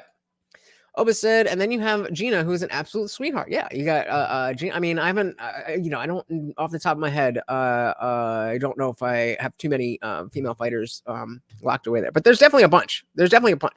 Again, I think Opus is right saying most of them, but it goes back to the question that Theo was asking about how hard is, or how do you build stars? And I hope they get back to that. I am not an MMA fighter. I would love to get into it. I actually started doing jiu-jitsu like 2 weeks before the lockdown. And then, obviously everything got locked down. And then I moved, and then I started the channel, and the gym shut down, and I haven't signed up again. And so the answer is no. But maybe one day. Mommy said Rana's a baddie. Hell yeah. Well, I mean, what does she look like? What does she look like now? She's had some kids, right? Whoa.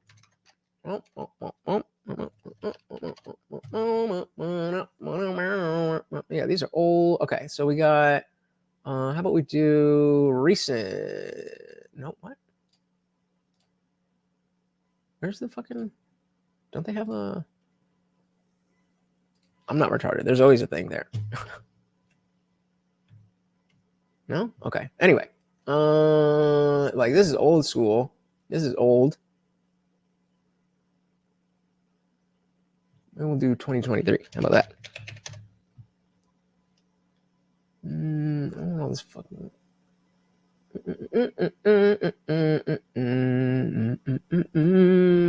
All right, this is a WWE one. That's close enough. Why are they always so small?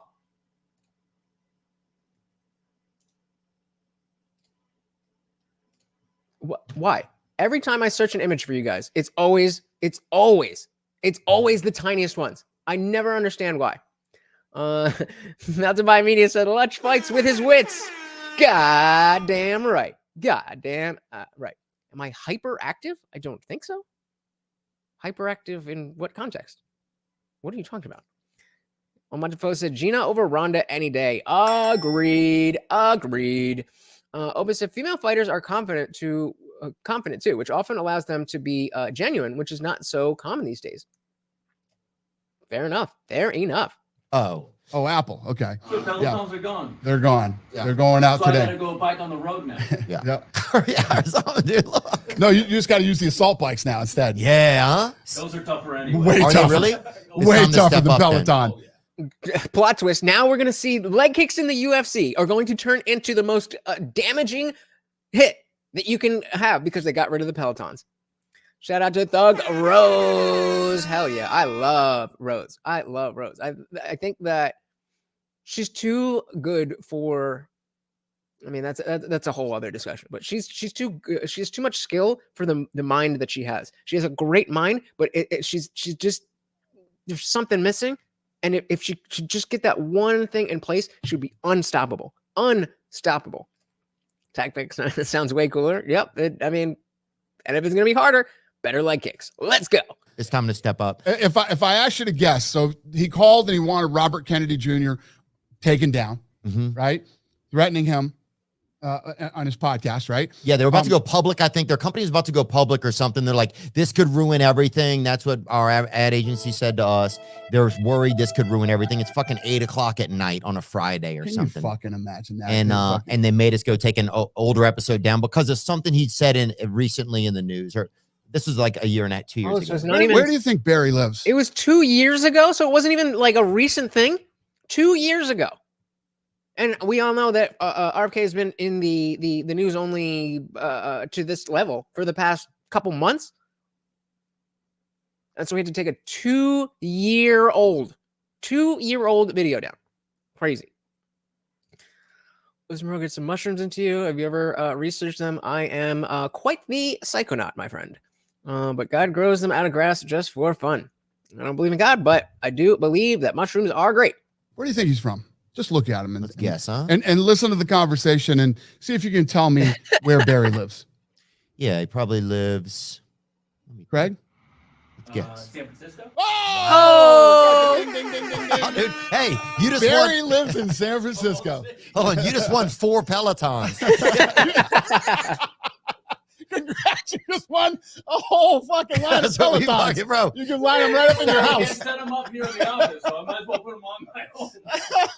Those are going right in your house. Yeah. Congrats. I'll put them in my garage. You can have a flock of Oh, Pelotons, man. dude. Isn't that a band? You're gonna have a flock of Pelotons. Flock of Pelotons. Oh my God. I cannot get enough of Theo Von. It just, the connections that he makes. Oh my God. Dude. That's classic, man. Oh, man. All right, anyway, just had to share that with you. Yeah. I'm Yeah. going to go figure out my new workout routine now. Go get those bikes sent over to your house Yeah, dude. and send Barry a text and tell him thanks. Thanks, dude. That makes you feel empowered, honestly. No, this is what I do. I like What I this, dude. I do. gotta do more of this, This is bro. what I do every And no day. bike helmets either. Anybody wearing a fucking bike helmet out there? I bet you Barry wears a helmet when he rides his. Oh, I bet he wears when he rides his wife, dude. You fucking come around me with a bike helmet, dude. I would rather get a concussion and die than be seen in a fucking bike helmet. So That is awesome. anyway, what's it like? on. We'll switch out of this world a little bit. What's it like being a dad? You have a couple children, right? Yeah, I got 3. I got 2 boys and a girl. Was that scary when you first thought about being a dad? Yes, very. Wow. What was? And you already have. I'm scared of being a dad. I want to be a dad, but that's scary shit. Especially daughters. Like, I am not prepared for that. Yeah, multiply me. I got him so good with the white line. having success at that point in your life? Because I don't know a ton about. So some of right your when history. I bought, right when we Dude, bought, Theo's such a sweetheart. He's such a sweetheart. Because it's a podcast. Obviously, they don't know each other like that, and that's a reasonable question. But the way that Theo is trying to offer, like, well, I know this is public information, but whatever. Like, listen to this. Her life? Because I don't know a ton about. so some of right your when history. He's such a sweetheart. Indeed, I am Marty's dad. Rob said, see Joe Rogan shoot a bow into Elon's bulletproof truck. I didn't see that. I did hear about that. I didn't see it though. Looks like it'd be fun. Bought right when we bought the UFC, I had my first son, my oldest son. He's 22 now, and Dana Jr. No. Yeah, Okay. Dana Jr. Yeah, and Sweet kid. then a year as soon as you could be with your wife again after being pregnant, she got pregnant again. Wow. So my boys are It's like, are you ready yet? Are you ready yet? It's time, baby number 2. less than a year apart. So I had That's a 2 neat kids way to right out put the it. gates. Yeah. Yeah, it was So you had 2 kids right out of the gate. Then they said after my wife had a tubular pregnancy where the baby gets caught in the tube and the tube bursts. Mm-hmm. And they said That doesn't sound good. Context says, don't be scared. Fatherhood is fucking awesome. I wish someone really explained to me how much I'd enjoy it. This comes from a dude that used to worry a lot about it.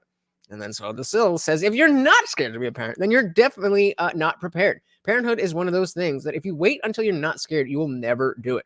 At least to me. Well said. Well said. Shout out to Melted Mind Media here. Bring it back. Just don't, you know, have the arrow come back and Get him. I mean, just beware of ricochets. What is he wearing? Ricochet, he said. Ricochet. You might want to do it at a slight angle.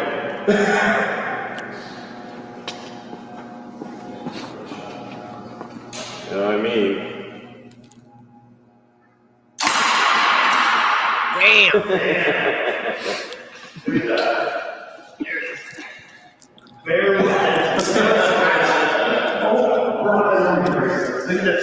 Blew the arrow apart. That's wild. Yeah. Flatten the tip of the arrow. Oh, shit. Look at the tip of the broadhead. Oh, That's impressive. there you go. Look at that. Holy moly. Holy moly. That is wild. That is wild. Elon with the stogie. I want to post that videos. He has the second. It's in a garage, man. What do you want? What do you want? Well, I mean, did not see the guy at the baseball game that looked like Joe in a wig. Maybe. No, I don't think so. Because Joe wore a wig recently, like for his whatever he did for Halloween, right? He wore a wig on the show, so I don't think so. So the soul said, looks almost as big as Ron Boots. Oh, you guys are savage. You guys are savage. All right. Shout out to Opus. Thank you so much for hanging out with us, brother. You have a good one. Moving on. tubular pregnancy where the baby gets caught in the tube and the tube bursts. Mm-hmm. And they said she couldn't have kids anymore. So Oh. we were like, whatever. And then 5 We were years like, later, whatever. she got pregnant with my daughter. Just miraculously. Yeah. Wow. That's what I call her, the miracle baby. Yeah. And what's something that you like about each one of your children, just individually, or that you admire about each one of them? My oldest I don't know. They're all the same. one is fun loving and you know, a great kid that, you know, he's like a meathead. He plays football. He loves to work out. He hangs around. He's in a frat, you know, at USD, and all of his buddies are fun guys. And they're actually having this fraternity. Put one in the chat if you were in a frat. One in the chat if you're in a frat. Auction, you know, they're raising money for the fraternity next week. So I'm going down there and going to their auction and all that That's a shit. beautiful school too. Then my younger son is very artistic, very talented. He could play any sport he wants to play. He's really good at anything. But all three of my kids are really good surfers, snowboarders.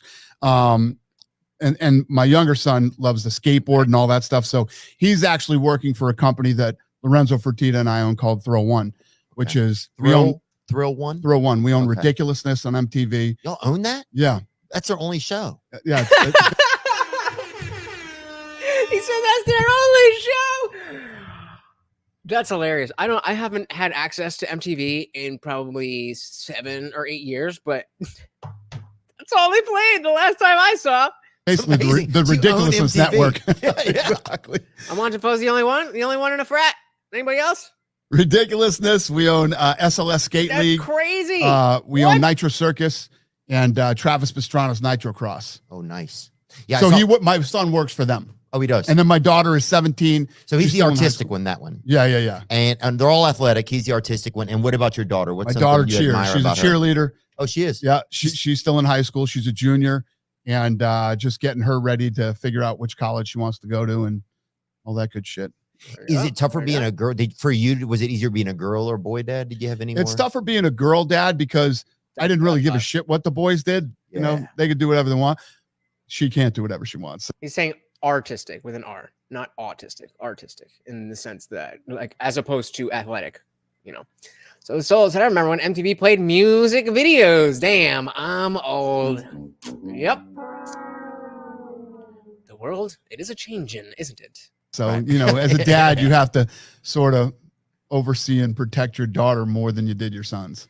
Interesting. And does that naturally, I don't have any kids, but I would like to, you know, and so does that naturally just happen in a man, you think? If you have a daughter, it just kind of shows up more? 100%. Wow. Great question. I dated a girl I remember in high school, and her dad was a fireman, right? And I broke up with her, and he fucking made me eat like probably 5 hot dogs. I remember he was fucking mad at me because I went to another event with her, and it was like this weird energy, and he fucking sat there and made me eat as many as I could. Cool story, just- bro. Hot dogs? Yeah, just like unlimited Franks, man. I'm trying to figure this one out. So He just wanted to fucking put me through something, you know? And I think putting somebody through bad fucking pork while they're sitting there, you know?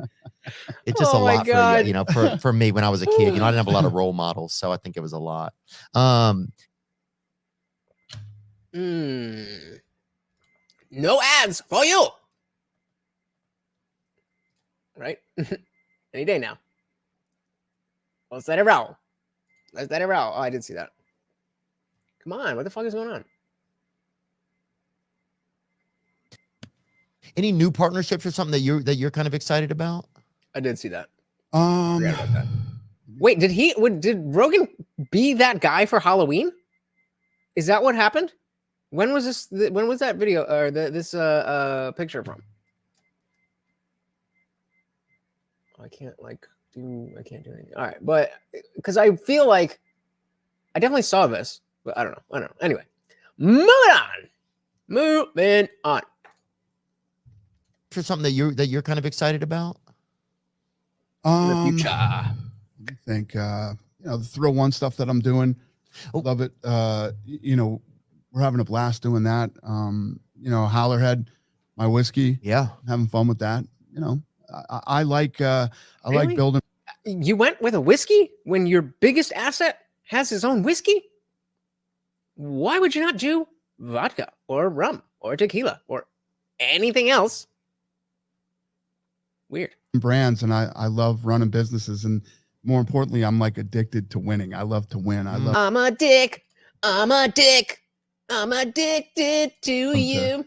to get out there and take these niche you know, brands and blow them up and make them big. Yeah, I know. I'm friends with John Shahidi, right? And you are too, man. He's I love Shahidi. he's a I neat love guy, isn't Shahidi. he? Love both the brothers, the Where are they? Nelk boys. Is that who that is?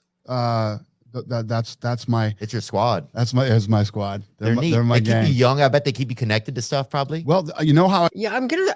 I know we covered the one episode of I don't even remember what it's called, and they copyrighted it, so we ain't gonna do it again. But that the whole Happy Dad full send, was it? Yeah. I'm not tapped into that world at all. Like, who are like? It seems like they're speaking of fratty and stuff like that. That seems like their realm, but I don't know. I think it was for Halloween, but the pick was before October. I don't know wherever it was, but I did see that. Shout out to whatever. Welcome to the party. Good to see ya. How you been, brother? I got turned on to them was from my oldest son, Dana. Oh, During sweet. COVID, he says, Dad, I want to show you something. He took me down in the movie room and showed me the Nelk Boys. Oh, yeah. And I said, yeah, I get it. And then crazy enough, organically, they reached out to me during COVID and wanted to go to Fight Island. Melty, if you got a good a good video that would kind of show me what do they do, because that didn't look like a podcast, and I assume that they did other stuff before they had the Full Send podcast. So if you can get a video, like a shorter video, maybe even just a short of something that they do, so I can get an idea of what they do, I would appreciate it. Thank you. So that was how we met, and we became super tight. Come on, man. I'd do anything for Damn you. it, I hit the wrong button. Yeah, John's been an exceptional new friend to me in the past year and a half. Yeah, I have no He's a neat idea. guy. Like, I've seen these faces because I'm on the internet, and I've seen Happy Dad because I'm on the internet, but I have no idea what these guys do. He's inspiring. He's fun. He's creative. He works hard. 100%. Is there any new places you're looking to fucking get this thing to happen? Like, you thinking about doing like, China. UFC on top of Kilimanjaro, UFC, the Thriller in Manila. Do you guys think of redoing anything like that? My next big project that I'm working on right now is the Sphere. I want to do the Sphere on Mexican Independence Day. What's the Sphere? Does anybody know what he means by that? Just the Sphere? And literally create and put on the greatest live sporting event anyone has ever seen. Hold on. What is the Sphere? The Sphere.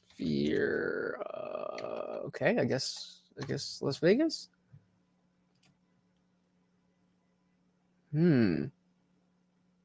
Okay. Let's see. Let's get a wiki right quick. The Sphere is a music and entertainment arena in Paradise, Nevada, United States, east of Las Vegas Strip, designed by blah, blah, blah. Announced by Madison Square Garden 2018. 16K resolution. That's crazy. 4D physical effects. The project known as the Image Sphere was announced in February 2018. Initially partnership, blah, blah, blah. Opened by Las Vegas. Interesting. I wonder. I'd be curious how he would want to use that specifically. I hope he goes into that because that's pretty interesting. All right.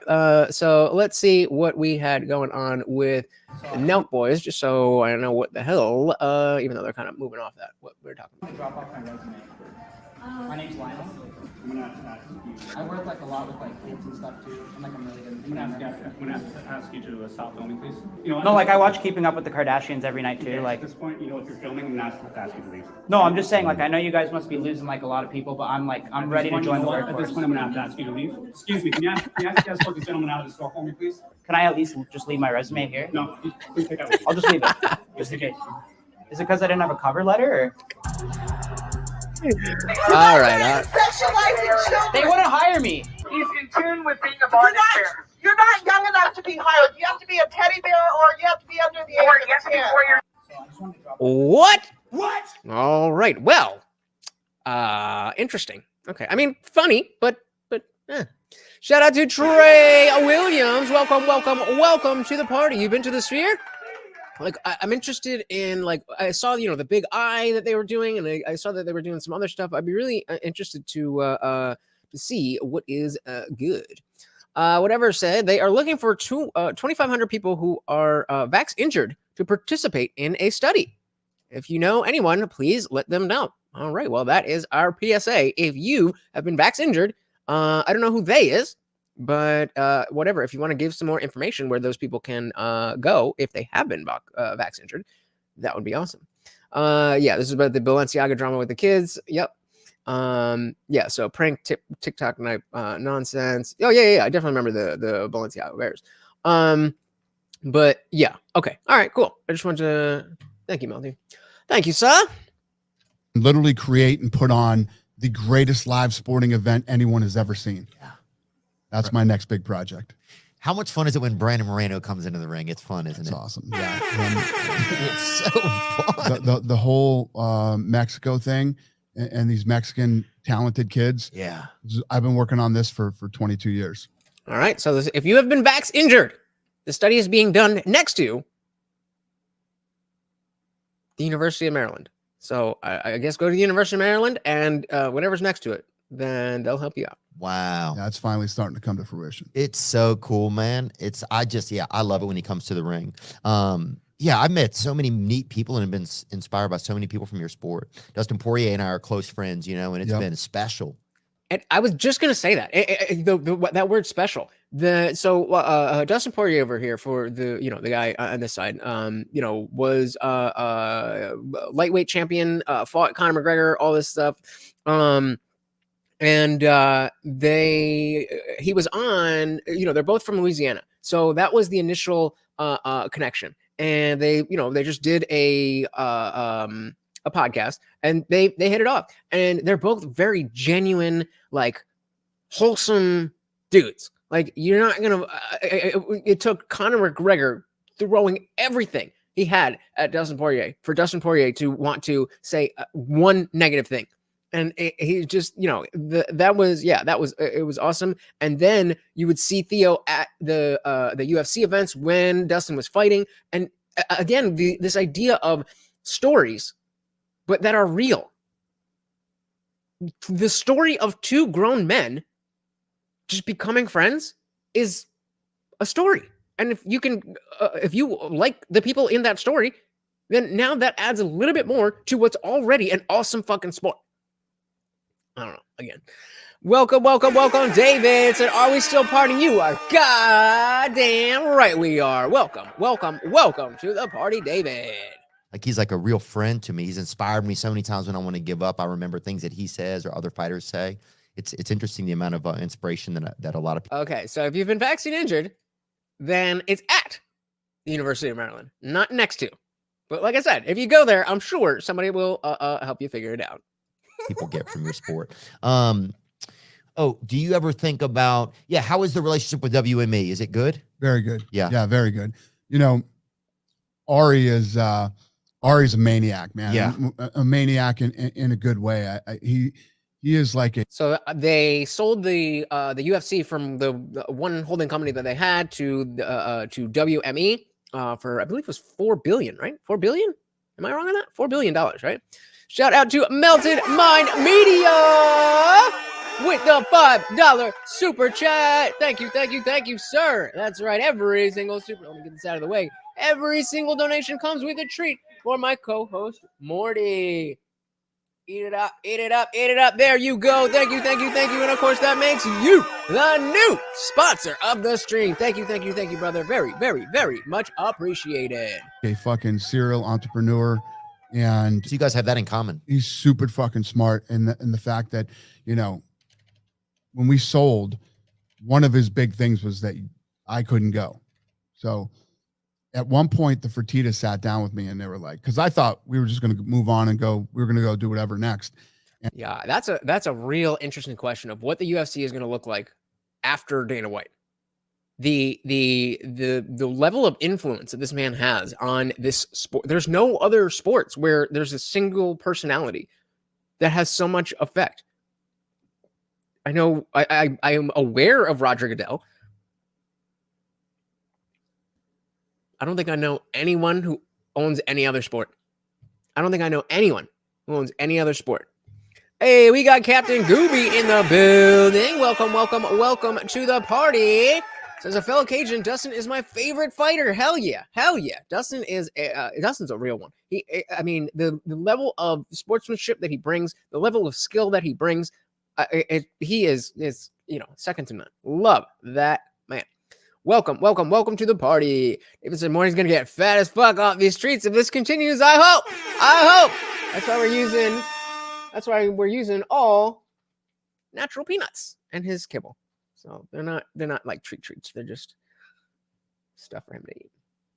But I keep him in the game, right? Check what out. Did you drop something in Discord? What am I checking out? Let me know.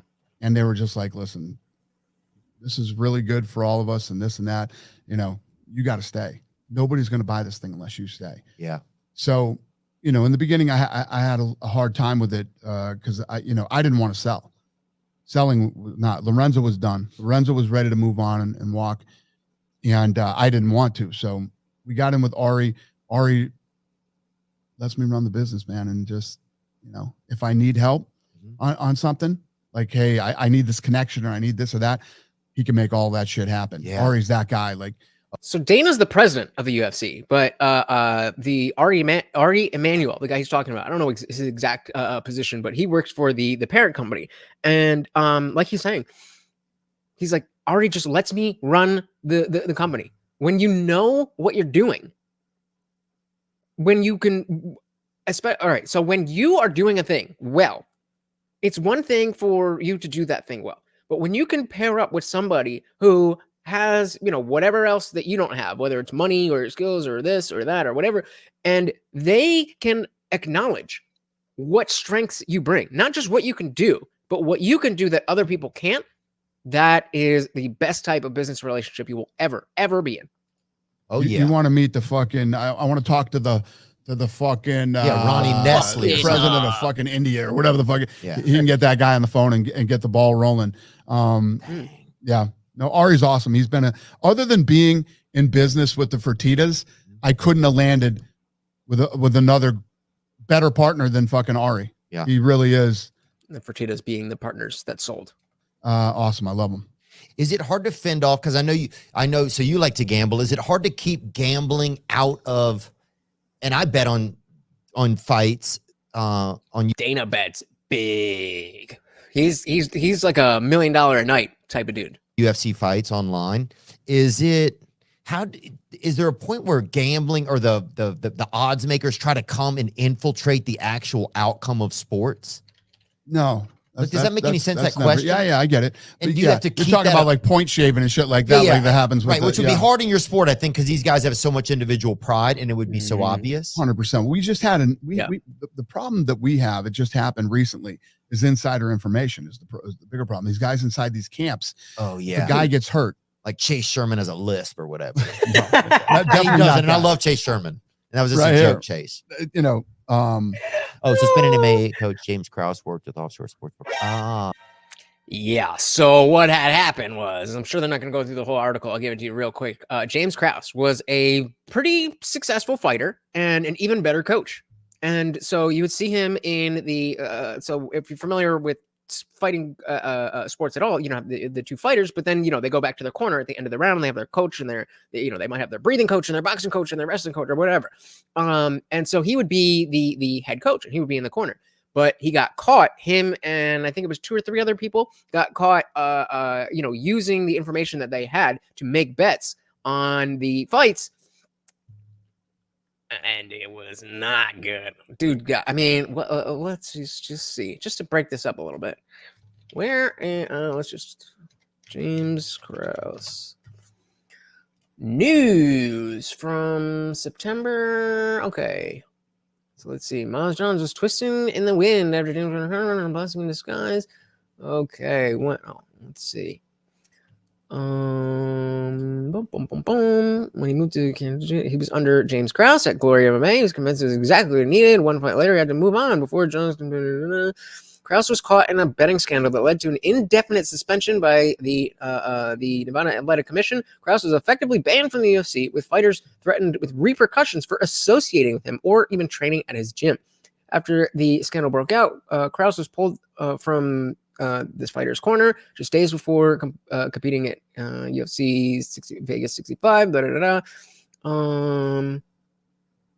that's the long and short of it. But basically, Pete Rose type of situation, except I don't know how it was different, but similar. So he knows what's going on, so he's trying to bet. Ooh. So bingo, he knows what's going on, so he lets these offshore guys know.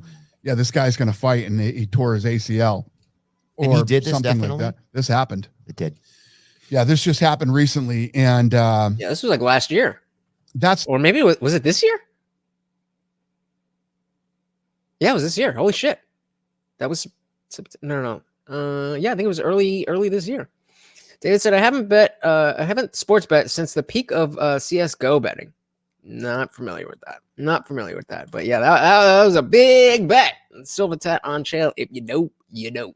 It's the closest thing to, right. But there's it's no more about insider information. I see. But these guys, the thing that's so fucking stupid is when money starts coming in on a guy, these guys know. They know, man. They know the gambling world inside and out. So if anything, yeah, I mean, when you see like odds that, or just numbers where it wouldn't make sense for them to be. Like, these guys are gonna, like, what would make you think that you could get away with that? And it's so frustrating, because specifically James Krause, he was, a wholesome family guy, really good coach. You could hear on the broadcast the instructions that he would yell out to his fighters from the corner. It's like, oh, well, he's saying the right things. And then in between rounds, they go back and James Krause would be like, all right, you're doing great, but you need to do this and do that and do that. You only get 1 minute in between rounds. And it's just, oh, well done. Well done. And he just threw it all away. He threw it all away. Yeah, I don't know what the fuck that is. I've heard of it. I've heard it enough to say CS:GO, but I just know CS:GO is a thing. Things fishy. Then they end up launching an investigation. Yeah. And they're going to get you. And guess what? Whatever you made on that bet is not fucking worth going to, you see me say this before, it's out there, federal fucking prison. You ain't going to the fucking white collar. On that bet is not fucking worth going to, you see me say this before, it's out there, federal fucking prison. You ain't going to the fucking white collar crime place over here. You're going to fucking federal prison. You're going to fuck me in the ass prison. Yeah, you can't have people be like, well, what are you in for? And you're like, Paulo Costa in the 3rd round. Right. Like it wouldn't be as like, and I love Paulo Costa. That's no shot to, but it's like, you can't have that be what you're in for in a fucking serious And there's a thing. big difference when you talk about certain crimes, but this one is a federal fucking crime. Because it's gambling. And you go to federal prison, that's some real shit. Yeah. Oh yeah, I wouldn't like it. I wouldn't like what it. about and just one more question. So, but does that happen to sports where they get compromised, do you think? Like Pete Rose, me. Does that make any sense when I'm trying? And I'm not saying I don't know. I mean, it's a great question. It's something that, how many people have ever said to you, oh my God, the NFL's so shady. Right. You hear that because you hear that a lot more now. The Patriots just beat the Bills. Right. And the Bills were 10.5-point favorites. It's stuff like that. All right, let's go. So we do have right now our running poll. Do you use online sports betting? We have 100% of you, which is 4 people saying no. Come on, hit that poll. I got another one coming up for you. Hit the poll. Let me see what you got to say. Mouth My Media talking about CS:GO. Don't give a shit. Don't know what it is. That makes people go crazy. Detroit just got killed. One of the best. They were 5-1 or 5-0. I don't know what they were, but it's just all that type of shit is what made me stop. I'm a fucking gambler. I love to play blackjack. Yeah. I don't sports bet. I do not sports bet. Was there a bet that took you out of it, or just that kind of stuff? How people say, I threw a little money on the game for fun. There's nothing fucking fun about betting on a game. It is the biggest sweat roller coaster of all fucking time, man. That's what I was gonna say. Is that people will act like the number one, that it's not fun to begin with. Like, we're watching people fight each other, and it's like, oh, I just want to make it more fun. It's like, that's not fun. It's not fun. Losing money's not fun. Like, winning money is gonna be fun, sure, but then you win the money afterwards.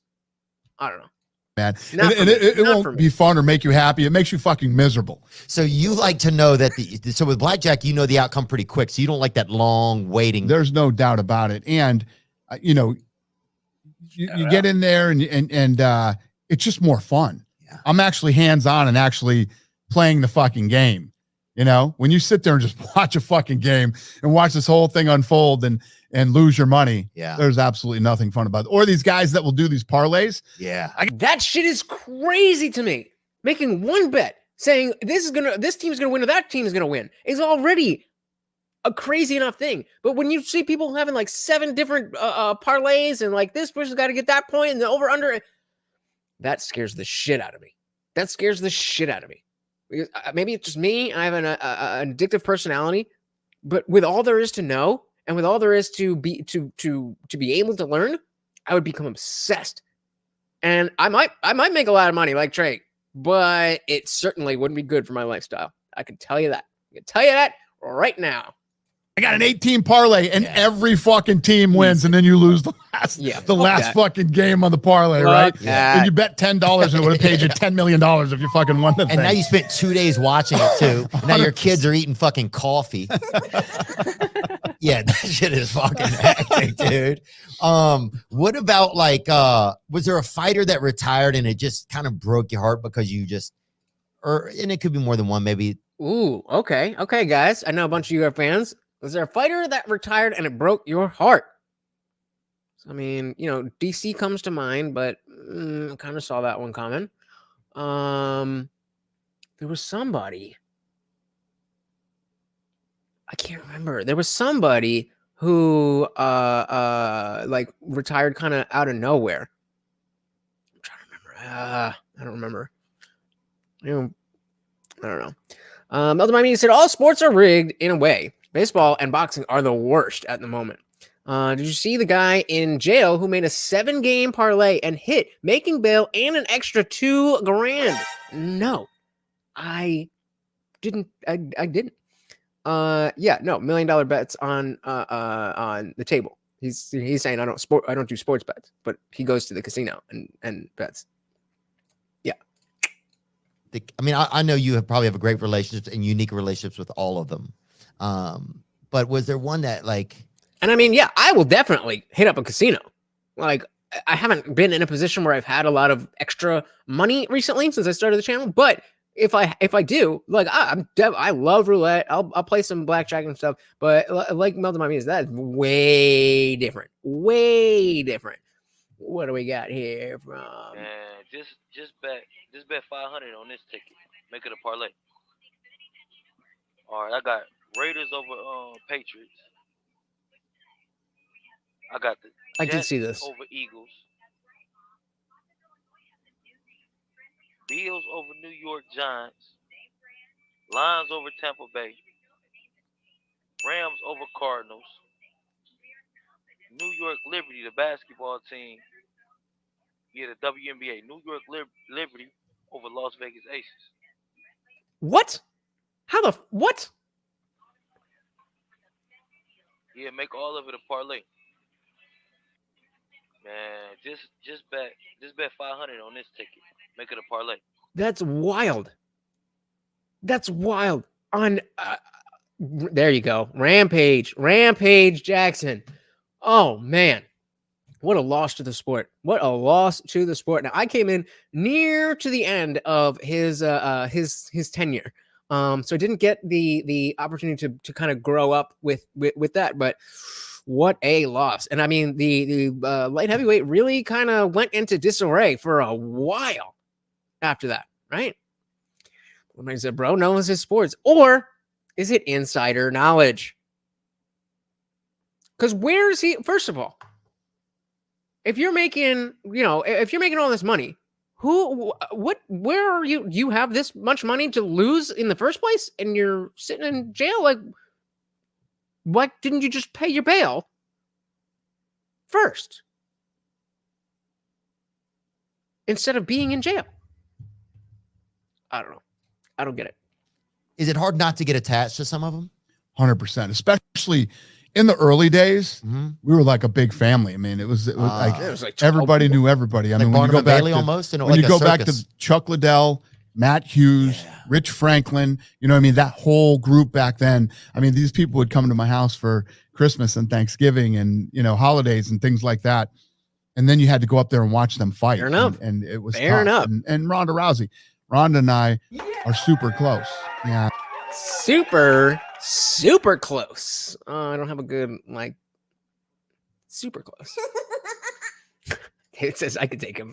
And that was a tough one. Hell yeah. I would say the toughest retirement for me, because usually when it's time for them to retire, I'm happy for them to retire. It's over. He's gonna say BJ Penn. That was the saddest thing I've ever seen. Was BJ Penn's last fight. Holy shit. David's getting riled up over here. David's getting riled up. You've accomplished everything that you could possibly accomplish. Why keep doing it? It has to be. Okay. If it's not BJ Penn, who else could he possibly be talking about? Maybe Anderson Silva, but no, it has to be BJ Penn.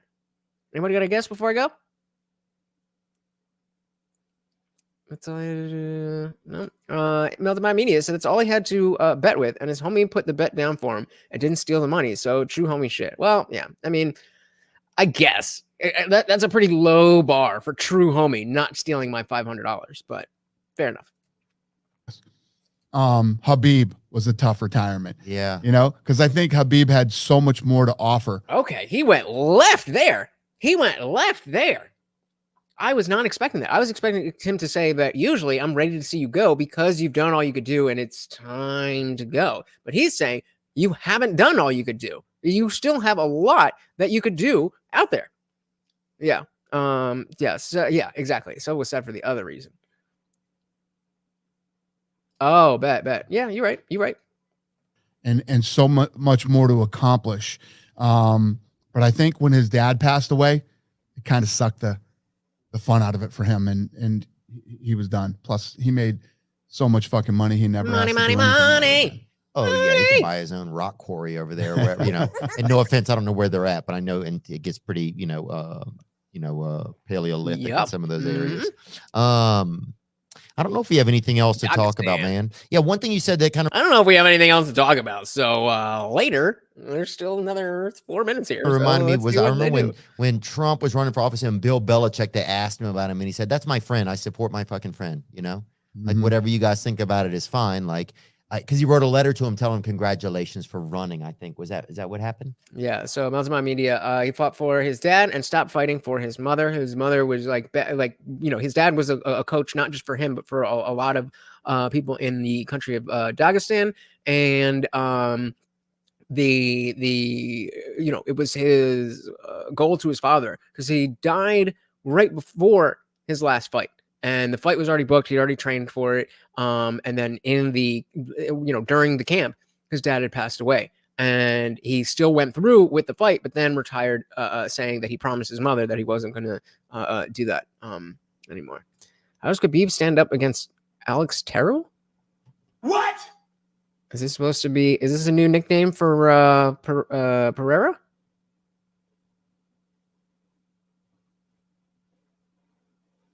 I don't know. I haven't been watching. So, because he fought like 2 weeks ago, right? But Khabib stand up. I mean, it certainly is not top tier, but we saw him against what's his face? We saw him against Al Quinta, and he did all right. So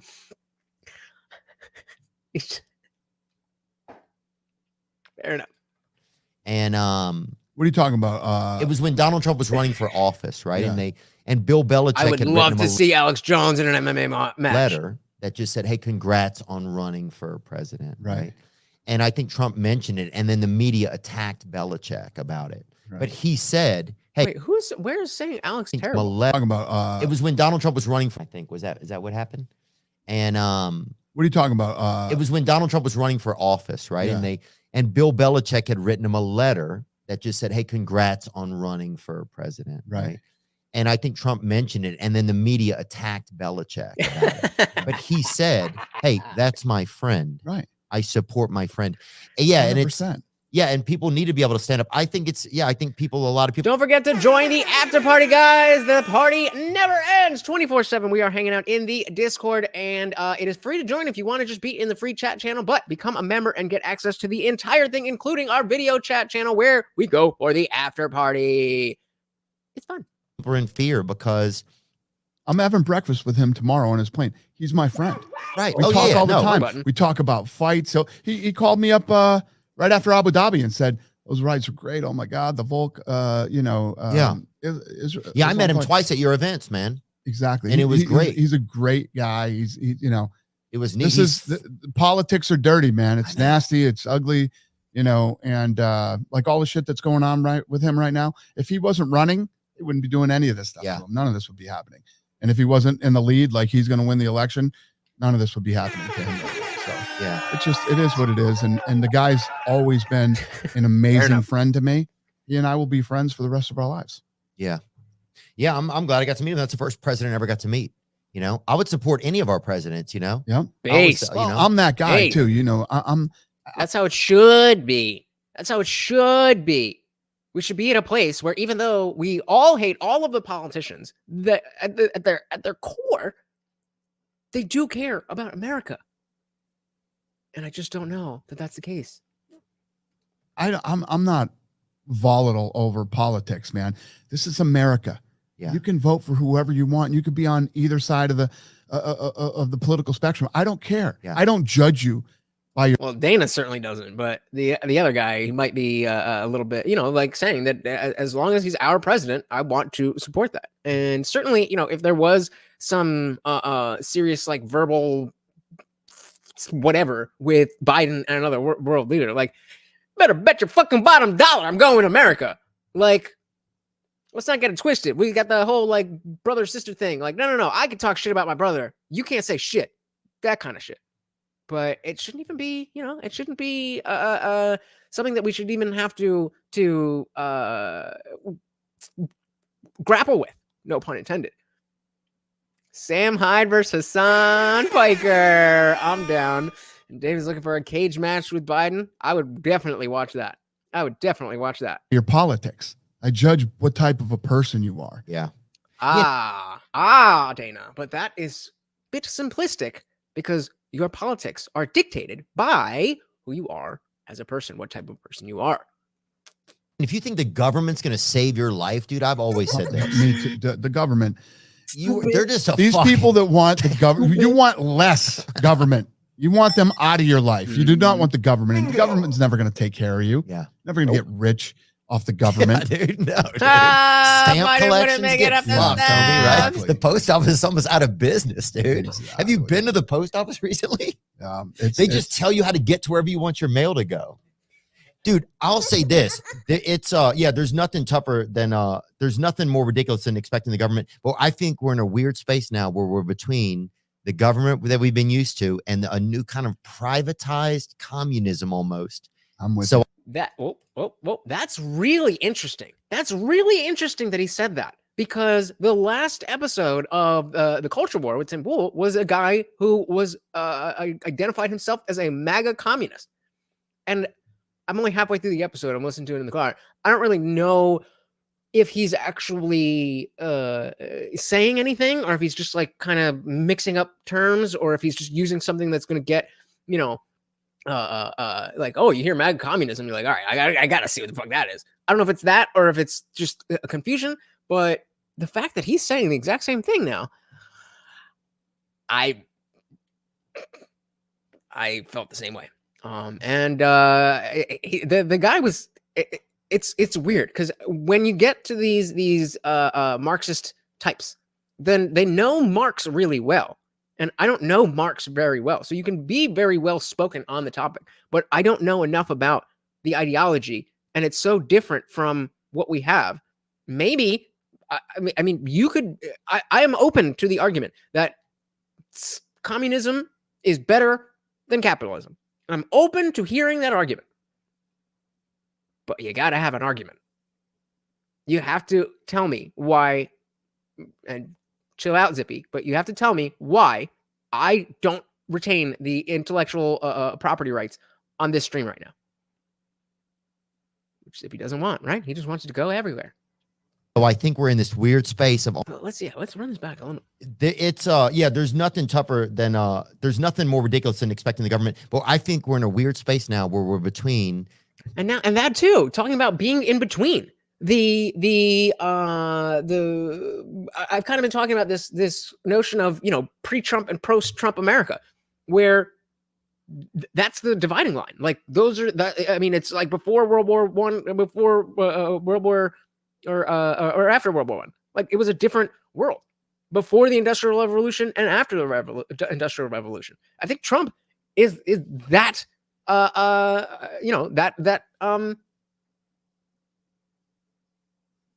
impactful. I don't know. Have I ever seen the clip of Hassan kicking the bag? Oh my God. Please find that for me right now. Please. Tim Pool and MAGA Commune. David said, yo, let's start a book club with Das Kapital. Good. The government that we've been used to and a new kind of privatized communism almost. I'm with So you. I think we're in this weird space of almost two governments where one is like almost a shadow. Well, there's a battle You will own nothing, and you'll be happy. going on right Yes. now. There's a war There is. going on, Almost like you in the maybe government. like a culture One that wants to go war. one way that most of us don't want to go, and one that wants to keep things the way they are. Yeah. It might be broken and fucked up and needs to be fixed, but we're definitely in that weird place right now.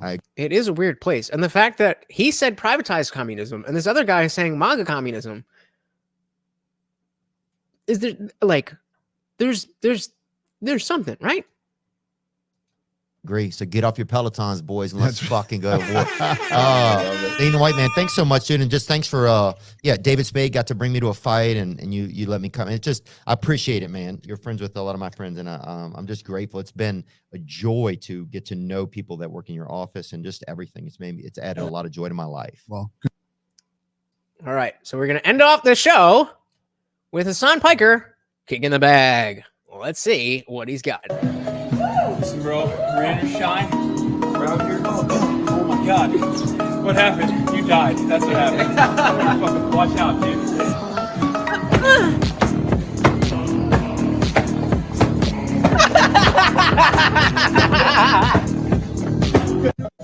He looks like he's dancing. He looks like he's dancing. Listen, bro, rain Oh or my shine, God. around here. Oh my. Like his whole body. His whole body. There's no like, and okay, look, I am not a mixed martial artist. I'm sure that if somebody took a video of me throwing kicks to a bag, it wouldn't look good. But I certainly would. You're dead. You're dead. And then whack. That's what a kick. Let's Logan kicking the bag. Just. Joe Rogan You can compare. kick so hard that it sounds like gunshots. Joe Rogan. Look at the rest of his body. Look at the rest of his body. It doesn't move. Has been fighting in Taekwondo since he was 15 years old and is a God black damn. belt in Brazilian Jiu-Jitsu, Taekwondo, and Karate. And he even holds the world record for the strongest kick. It's just scary how much power Joe Rogan's kicks really are. Exactly, David. Joe Rogan can kick so hard that it sounds like gunshots. All right, let's go back and compare. Listen, bro, rain or shine, around here. Oh my God. My God, bro, You what died. happened? That's You what did. happened. That's what happened. Watch out. What happened was, watch out.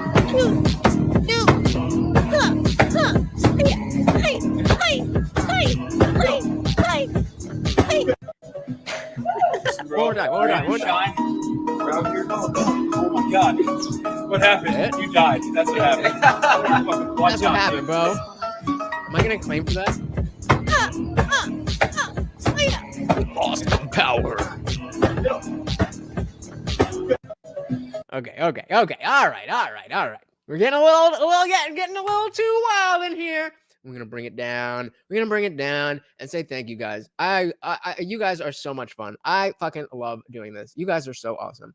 Let's give a big shout out to the comment of the night from Stephanie Miller, saying that she totally agrees with, people not wanting to do things because of their kids. I totally agree. Everyone is afraid they will be standing alone, but I 100% believe there are more of us than there are of them.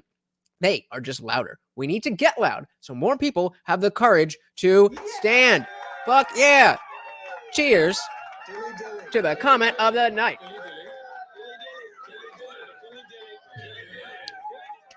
And a big thank you to Dan the Man Denson, and of course, the sponsor of the stream, Melted Mind Media. Let me drop that link to his channel one more time, guys. You definitely got to go check him out. Thank you so much, guys. I really do appreciate you guys. I think, we had a lot of fun with this one, and it was, a little bit outside. Like I said, a little bit outside at the beginning. It's a little bit outside of the wheelhouse of what we're doing. This thing in politics happened today. Let's talk about it. That's not what this channel is and has ever been. This channel has always been about conversation and how are we conversing? How are we looking at things? How are we understanding what we're hearing? All of that stuff. And so the fact that, you know, we are happen to be UFC fans, most of us, we can take and we know how funny Theo can be. We can take that outside of our wheelhouse and still learn about all this. And yes, true. This channel has always been about Morty. It's all about you, buddy. It's all about you. It's all about you. But secondarily, if we could fix the country, that would also be a secondary motion. But thank you guys. Thank you so much. You know, there's not too much to add to this. I think it was an interesting conversation, an interesting peek into who Dana White is, especially if you're not a fan of the UFC, to be introduced to, you know, this line of thinking. And if you are a fan, to further see, you know, what Dana is going to do when he's across from not another business person or not somebody he's, you know, trying to do business with and being that business guy, but, you know, somebody who's very disarming like Theo. And I think it went well for both of them. There was that one moment when he said Ronda, and we were all like, ooh, because everybody knows that he and Brendan Schaub fucked Ronda Rousey. But other than that, shout out to Theo. Good job. And shout out to all of you guys, especially the sponsor of the stream. Thank you so much, guys. I hope you enjoyed this. I know I did very, very much. And once again, if you are not a member, I don't know what the hell you are doing. It is free. It is free to join the Discord server. But if you become a member, then you get access to the entire thing. And we are headed right over to the after party. Captain Gooby is hyped for this one, and I am too. So until next time, guys, this has been Morty, and I have been your host, Lutch, a.k.a. the Indian Jesus, here to resurrect the second coming of common sense. Hopefully I'll see you in the after party. Otherwise, I will be back every Monday, Wednesday, Friday, 8 p.m. Eastern. You know it, guys. Until then, I am out of here. Peace.